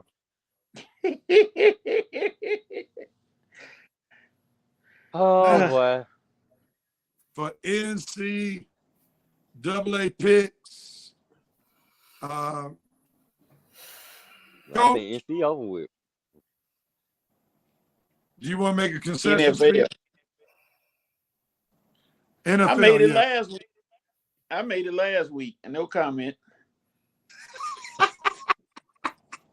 I just know deep in my heart man. and down deep in my soul that I'm gonna be eating a steak on somebody else. I ain't got to pay. I'm fine. I ain't got to pay. All right, we're not gonna let Coach deviate. But let's get ready to go. You may be getting the cash out. Let's get it going, family. There's a champ that has been declared. I knew it. I knew it was coming. Hey, get the balloons out, the confetti out, baby. There's no co-champion. There's no co-champion.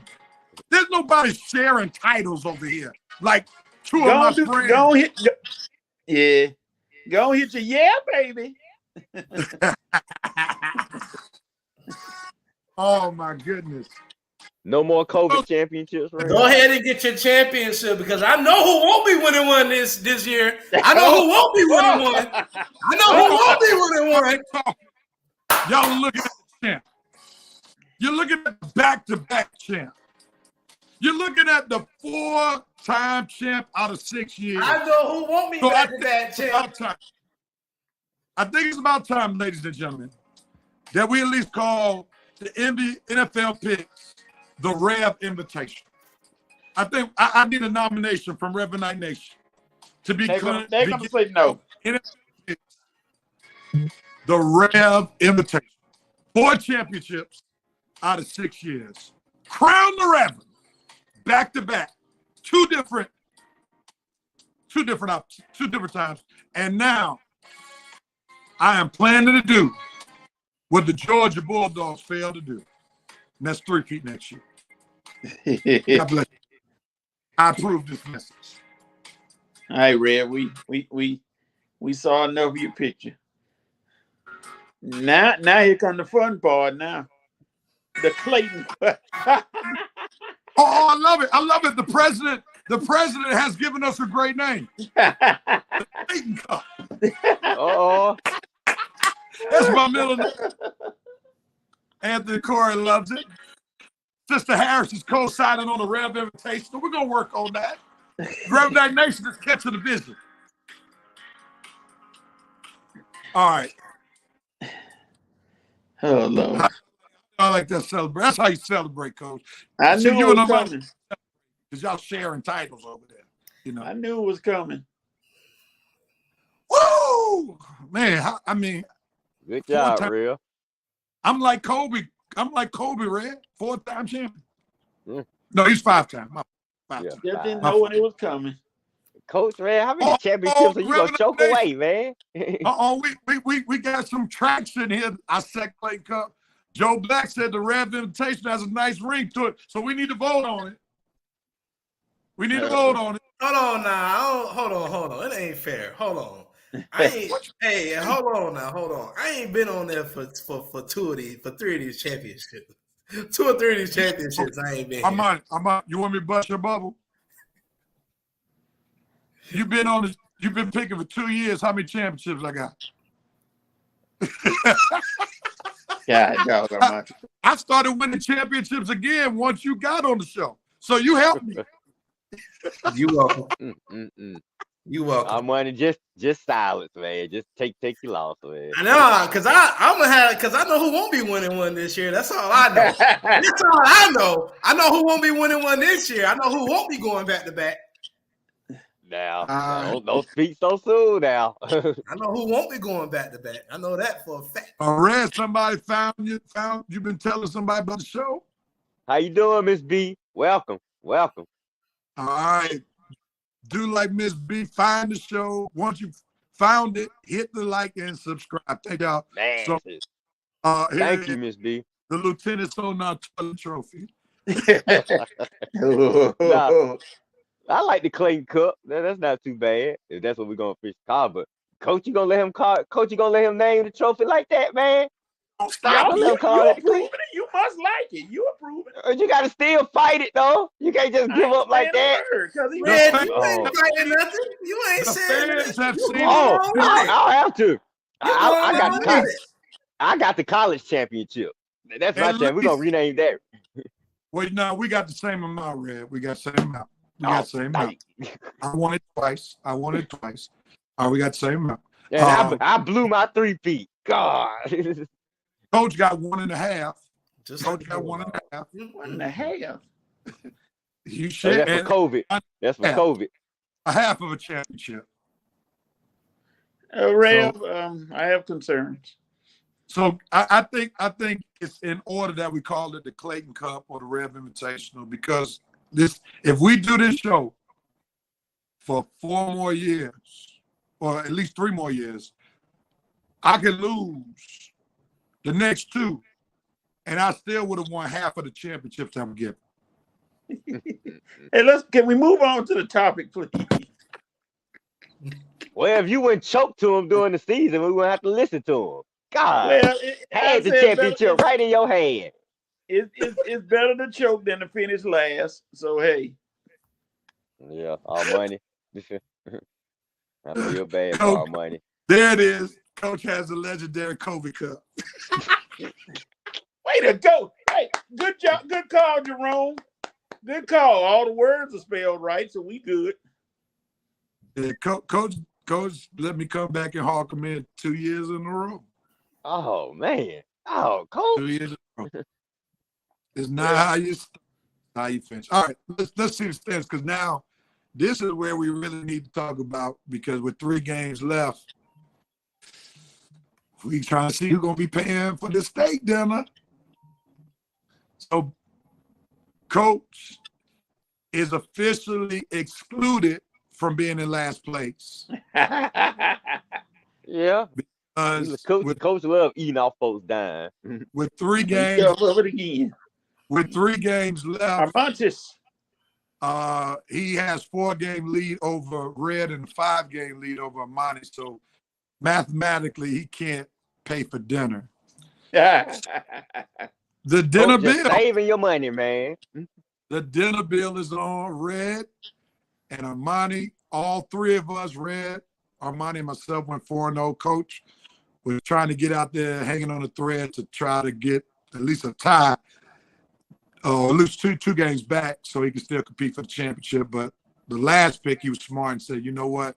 I better not go too far, because had he went outside the box and chose the Bills, with 3 games left, mathematically, he could have still been in the bill chase. Josh Allen is a choker. If he had lost all 4 games, real, he would be. I could literally hawk him in if he had lost all 4 games. For sure, it'd be only 2 games right there. It'd be right there for him. Yeah. So all eyes on Red and Armani to see who will be paying the bill, and it's no secret who I want.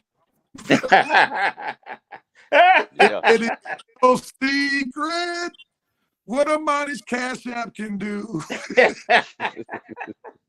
What he's done you for get us. the MREs, Armani. He keep talking. That's exactly what he gonna get. MREs, First class mail. Get a nice MRE. No, man, you can't go down from what you did last year. You can. You blessed us. You blessed us. So here we are, man. Let's get down to these picks. The Clayton Cup has a more memorable, lasting, marketable feel. Okay. We may go with that. We may go with that. The Clayton. That's all. Yes, Coach, man, you had a no. chance. You had a chance. No, I was about to say something about. Oh Lord, Armani, you cannot and must not have Ty We're out here looking bad. All right, here we go. I don't get that at all. It's a Norfolk. It's a 757 saying. So Armani got it. All right, Yeah, I got what he's saying. I changed the games up, even though we know that Chiefs-Ravens game is up first, but the more compelling game is the Chiefs-Ravens game. I think nobody would disagree. So with that being said, we got the Lions versus the Rams. Y'all want some pickle music? You know, even though the excitement is, we still got some excitement. So I'll put a little music to it. Rev. The arrogance is really high today. The truth? Yeah. Oh, All Lord. right. So this is what we'll do. We'll let Red and Armani pick first, both games, and then Red, Coach, and I'll pick toward the rear. So first game, Lions versus 49ers. Red, you have the better record of the two, so you choose who picks first between you and Armani. You know who picks first. Armani. That's All right. Okay. Armani, yeah, You man. don't want to pick first. Scary money don't make no money. But anyway. Oh, it's gonna make some day. Watch. I'm gonna go with the Niners, man. Niners at home. Debo Samuel is playing. So I'm gonna go with the Niners. All right, Armani going with the Niners. Red, who you rolling with? Who I'm on the road with? The 49ers. There you go. Right. He's scared. He's scared. He's scared. He's scared. It's all right. Woo. You ain't gonna like my next pick. That's all right, because you ain't gonna like my next pick. That's all right. Don't be so sure. Coach, I sure wish that the Lions could win just for the sake of a new team getting in the Super Bowl. I'd like to see that. Even though the fur coat industry would go up big time in Las Vegas if the Lions won. Pimps up everywhere, but Debo playing, Brock Purdy gets a little feels a little more comfortable. So I'm gonna go with the 49ers 28-24. so Brock Purdy looked pretty average last week. Debo Sanders was compromised. The Lions have a fast defense. I can see the Lions going into 49er territory and winning that game. And I'm not saying it's just for sentimental value because my daughter. I just see too much of a drop-off when Debo is compromised. And do we know if Debo's 100%? No. If McCaffrey or Debo get hurt, there's a huge decline in Brock Purdy's play. Yep. So unless somebody gives a report that Debo's 100%, I'm going to go with the Lions. So I got the Lions beating the 49ers. Here it is. Rev Knight spoken up. Anthony Core, Lions. Vincent Woodger finally come back from the episode 311 dead. That's 49 is a close one. BT. It's all up to Purdy. West for 6. That's why I hope they lose. Let me turn this down a little bit. All right, here we go. Man. More comments. Here we go. Joe Black got the Lions in the upset. Anthony Corey has the Lions. G has the 49ers. The president says the Lions world, but he did not say he smelled it. He didn't. Did not say it. 49ers, Ray Ellison. Sister Harris, Lions, Central granddaughter lives there. Jerome K says the Lions went for Vegas.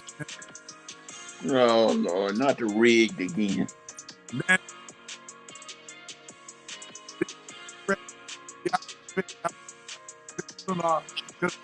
Lions ripped a Motor City cover. Hard sports round. I'm back. Dimitri Lex Field line 3. Next Joe Black house. Purdy worried. Always has. If we lose, it wouldn't surprise me. I would know that Purdy's play or lack thereof will be the reason for the L. He's now smelling it. I don't know. Prez still got COVID. He couldn't smell it. 49ers. Is Rev having technical difficulties? I am, man. You chopping it up. Yep. My fault, gentlemen. You better now. All right. You better now. Next game. Chiefs versus the Ravens. This game is being played in Baltimore. Fans have made the sports pundits and the bookies have made the Ravens the favorite. But everyone still knows, as long as Mahomes is on that field, they're still for the Chiefs to win this game. So, Red, it's on you. Who you got, man? Rev, I hate to do it to you, but I'm taking the home team. Be more Ravens, baby. What? That's right. He's I'm scared. taking Lamar. He's scared. He is scared. He is scared. He's scared. Okay. Scared? Wait a minute, who's scared? I'm leading. I'm not scared at all. He's scared. Scared because I'm picking Baltimore? All right. How am I scared by picking Baltimore? Explain Go yourself, ahead. Mr. You go ahead. I'm about to pull what's never been done in Red Rev Sports history. If you What's go that? pick the Ravens, I'm going to retract my pick, and I'm going to go with the Lions. Rev, is that allowed? I'm retracting my pick, and I'm going with the Lions if you're going with the Ravens. Well, I can retract mine too, but you can't do that. So picks are already set in stone, buddy. I can do that. Armani, all you gotta do is pick the Chiefs. I can change my pick. Yeah, you can pick the Chiefs. Why don't you pick the Chiefs? Well, then be quiet then. Come on. Because I already penciled in my pick last week. I told y'all offline who was going to win. Armani, right now, Red is playing chess with you because you let the cat out of the bag last week. So he already knew where you were going. That's all right. I don't think he gets this, Rev. I don't think he gets this, man. Hey, Rev, we need to help Vincent out, the vice president. What the It's allowed. Red did it last week. Okay. Allow or allowed? Uh-oh. Mama Harris on Vincent. Vincent Williams. Yeah. All right, Armani, you still going to Ravens or you going with the Chiefs? I'm going to go with the Ravens, man. It's their time. It's just their time. Patrick Mahomes. Sorry. Won't be back-to-back this year, buddy. Not this year. It's Lamar's year this year. He's going to have a good performance. That defense is stout. It's the best defense you've been playing. They're going to play all year. Roquan Smith is coming. Kyle Hamilton is coming. Hey, Patrick Queen, all those guys, and Kadarius Toney has been ruled out for tomorrow's game. I'm going with the Ravens. That's more reason to go with the Chiefs. For real. If you said Rice was ruled out, that'd be one thing. Yeah, you said the guy to be dropping balls is ruled out. Tony has done it again. Did he do good last week? All right, Nope. Coach, before you Armani, I don't know if you ever heard of a person by the name of Rudy Tomjanovich. Have you ever heard of him? Nah, I ain't never heard of him before. He was the coach of the Houston Rockets when the Houston Rockets won back-to-back after the Bulls' first three-peat. He coached the likes of Clyde Drexler, Akeem Olajuwon. And then during one of those championships, I believe is when they went back-to-back, he said this: never underestimate the heart of a champion. Who's the champion in this game? Sure ain't Lamar Jackson. It's Patrick Mahomes 2 times. That ain't gonna help him. Them championships ain't gonna help him this game. You doing more talking than Lamar talking. Because Lamar went on record this past week saying, I hate playing against Patrick Mahomes. Patrick Mahomes is working on Tom Brady, not Lamar Jackson. And Patrick Mahomes if he goes on the road and get to the Super Bowl and had to take it all the way through the road, except for that first game, he's now knocking on the door of Brady territory. So I think Mahomes has a chip. Everybody got the Ravens as the favorites, and Mahomes is going to let everybody know. Do y'all know who I am? That offense is starting to click. Brother Reed is starting to dial up the plays, exploit the defenses. And guess what the Ravens do best? They play zone defense. Guess what the Chiefs do best? They carve up zone defenses. So I love my Chiefs chances to win this game in Baltimore. But Mahomes already showed you, I already went up to Buffalo and did what I needed to do. What's going to stop me from doing the same thing in Baltimore? And don't let the Chiefs get up early, because I do not like the Ravens' chances if they have to play from behind. Because choking will come into play because Lamar will try to press and do too much. Coach, who you got, man? I mean, you got a lot of factors thrown in this one. Lamar, they asked on the TV the other day who has more to lose. Lamar has more to lose because Patrick Mahomes been there, done that 6 straight years. So he ain't got nothing to lose. He gonna be carefree. He ain't gonna have no worries. He got to win this game. He just gonna play his usual game. And when I saw a dude running from the pressure and use his left hand to throw the ball out of bounds and have an incomplete pass, that's a magician. I don't care what y'all.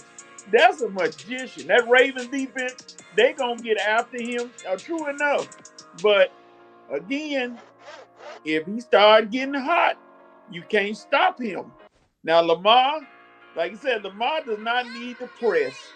He need to just play his game and just not try to do too much. But have they talked about the Ravens running backs in a while? Not much. Not much at all. So now you're looking at a semi-one-dimensional team out there playing. So if the Ravens can't get nothing going, of course they're going to look for Lamar to run. And, yeah, he's going to break off a couple big runs. But that defense going to change up and going to say, okay, we want you to throw now. And he got Mark Andrews coming back.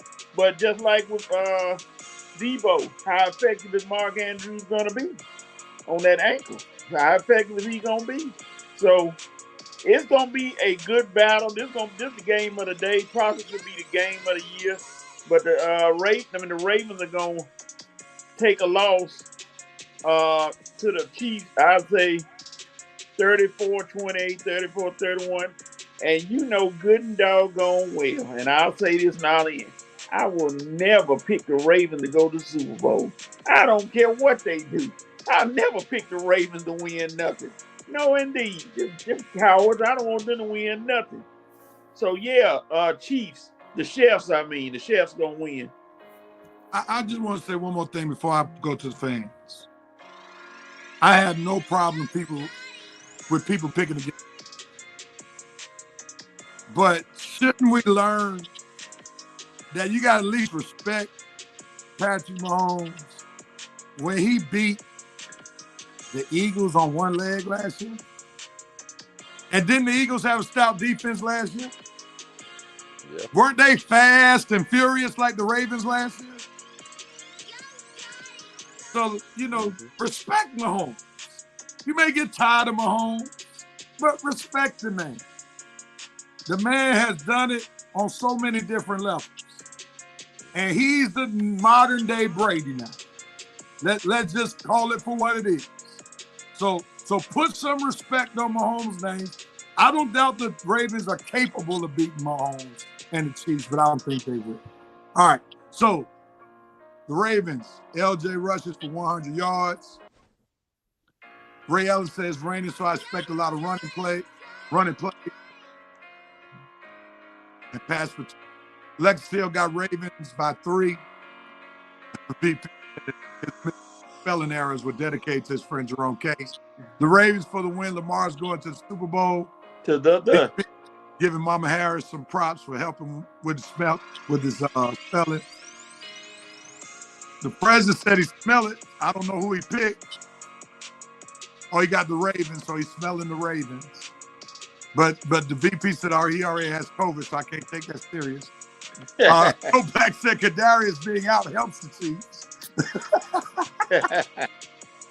Red Vegas already has the Ravens winning. Read the business. Oh, Lord, the conspiracy again.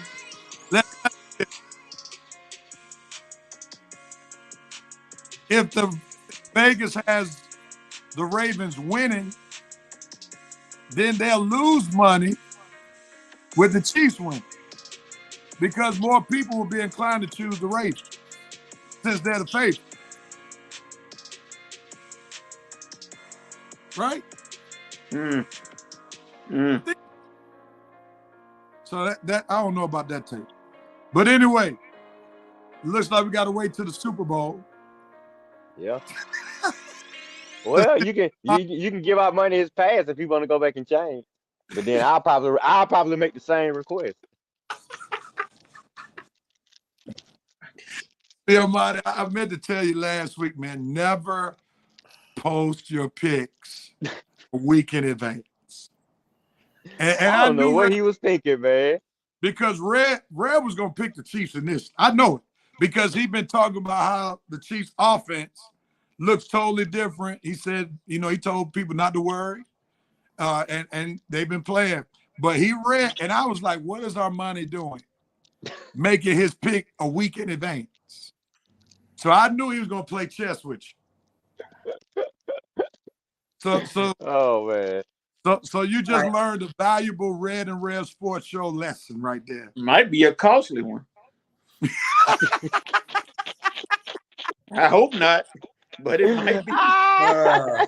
That's some bull. Demetrius Jeffrey said Chiefs are the Golden State Warriors of the NFL. Interesting analysis. Nando says Ravens 38, Chiefs 34. Yes. All right, man. Well, let's put a bow on this show as we go to You Have the Right. Who has the right to do what, when, where, and how? Red, you want to go first? Yeah, I'll take it on again. Let's see who I want to say something about. Falcons, my Braves. I guess I'll stick with the Falcons since they've been doing some good things all week. Falcons, you got a right to find your quarterback and find the right OC for Raheem Morris so we can get this thing completely turned around and get back on the right track. You did good with the coaching hire. You did good sending Tooth Decay upstairs. You did good giving Terry a little bit more power. Now find that quarterback, find that OC, and you have the right to win, baby. Just win and rise up. Well, you wised up this week. Now rise up next. All right. Who wants that next? Who has the right to do what, when, where, and how? College basketball, you have the right to not put me to sleep today. Please let these games be interesting a little bit. Oh, my God. North Carolina is at Florida State. Satan Hall playing Marquette right now. Please just make these games a little interesting. I want to enjoy a little bit of the college basketball season. Thank you. Yeah. Armani, I got some good news for you. It's an NBA triple header today, buddy. They bore you. Just turn on over to ABC and ESPN. You'll be entertained. Coach, who has the right to do what, when, where, and how? Detroit Pistons. You got the right to beat your comrades in pitiful, the Washington Wizards today. Y'all playing right now. You're down by 2 points. You had the right to rise up, if I can use that term, and beat the Washington Wizards and help yourself out. I'm with you, Detroit. This is your game. Come on, Coach. That's all I got. I like Detroit. I have a Red and Rev Sports Show. You have the right, and then I got a sports. You have the right, Coach. You have the right to be in that same spot next week where you found your internet. You have the right to do it. All right. Second, you have the Patrick Mahomes. You have the right to show the world that you are on pace to be the GOAT of the National Football League by showing everybody You can go to a Super Bowl through Arrowhead. You can go to a Super Bowl through Baltimore. Wherever they place you, you can get there. So Patrick Mahomes, you have the right to go to the Chiefs' 4th Super Bowl in the past 6 years. That's all I got. All right, ladies and gentlemen, that concludes episode 311 of the Red Rev Sports Show. But matter of fact, before I do that, let me make sure who has the right. Rev, I stand corrected. Super Bowl contender San Francisco 140, Baltimore Ravens 200, Kansas City Chiefs 325, Detroit Lions 800. Much prayer and supplication for Hawks got the right to trade everybody, including Harry. Oh my God. Not Dog. Harry, Anthony. Not Harry now. We keep Harry. NFL coach, NFL and college football have the right to continue hiring black coaches. Coach said, That's right. to the hills of Xfinity to where my Wi-Fi comes from. Oh my goodness. Oh Lord. You have the right to avoid Kirk Cousins and Jake Browning. Oh, that's good right there. Not Kirk Cousins. Oh man. Well, ladies and gentlemen, thank y'all so much for tuning in to episode 311 of the Red Rev Sports Show. Y'all blessed us with your virtual presence, and we look forward coming back next week. Episode 312 will come your way. And we'll see if Armani and Red will be picking different teams next week. Somebody tell Armani, don't post who you picking for the Super Bowl till the show next week. All right? All right, let's go. Oh, man. All right, have a great day. Peace and blessings. We're out of here.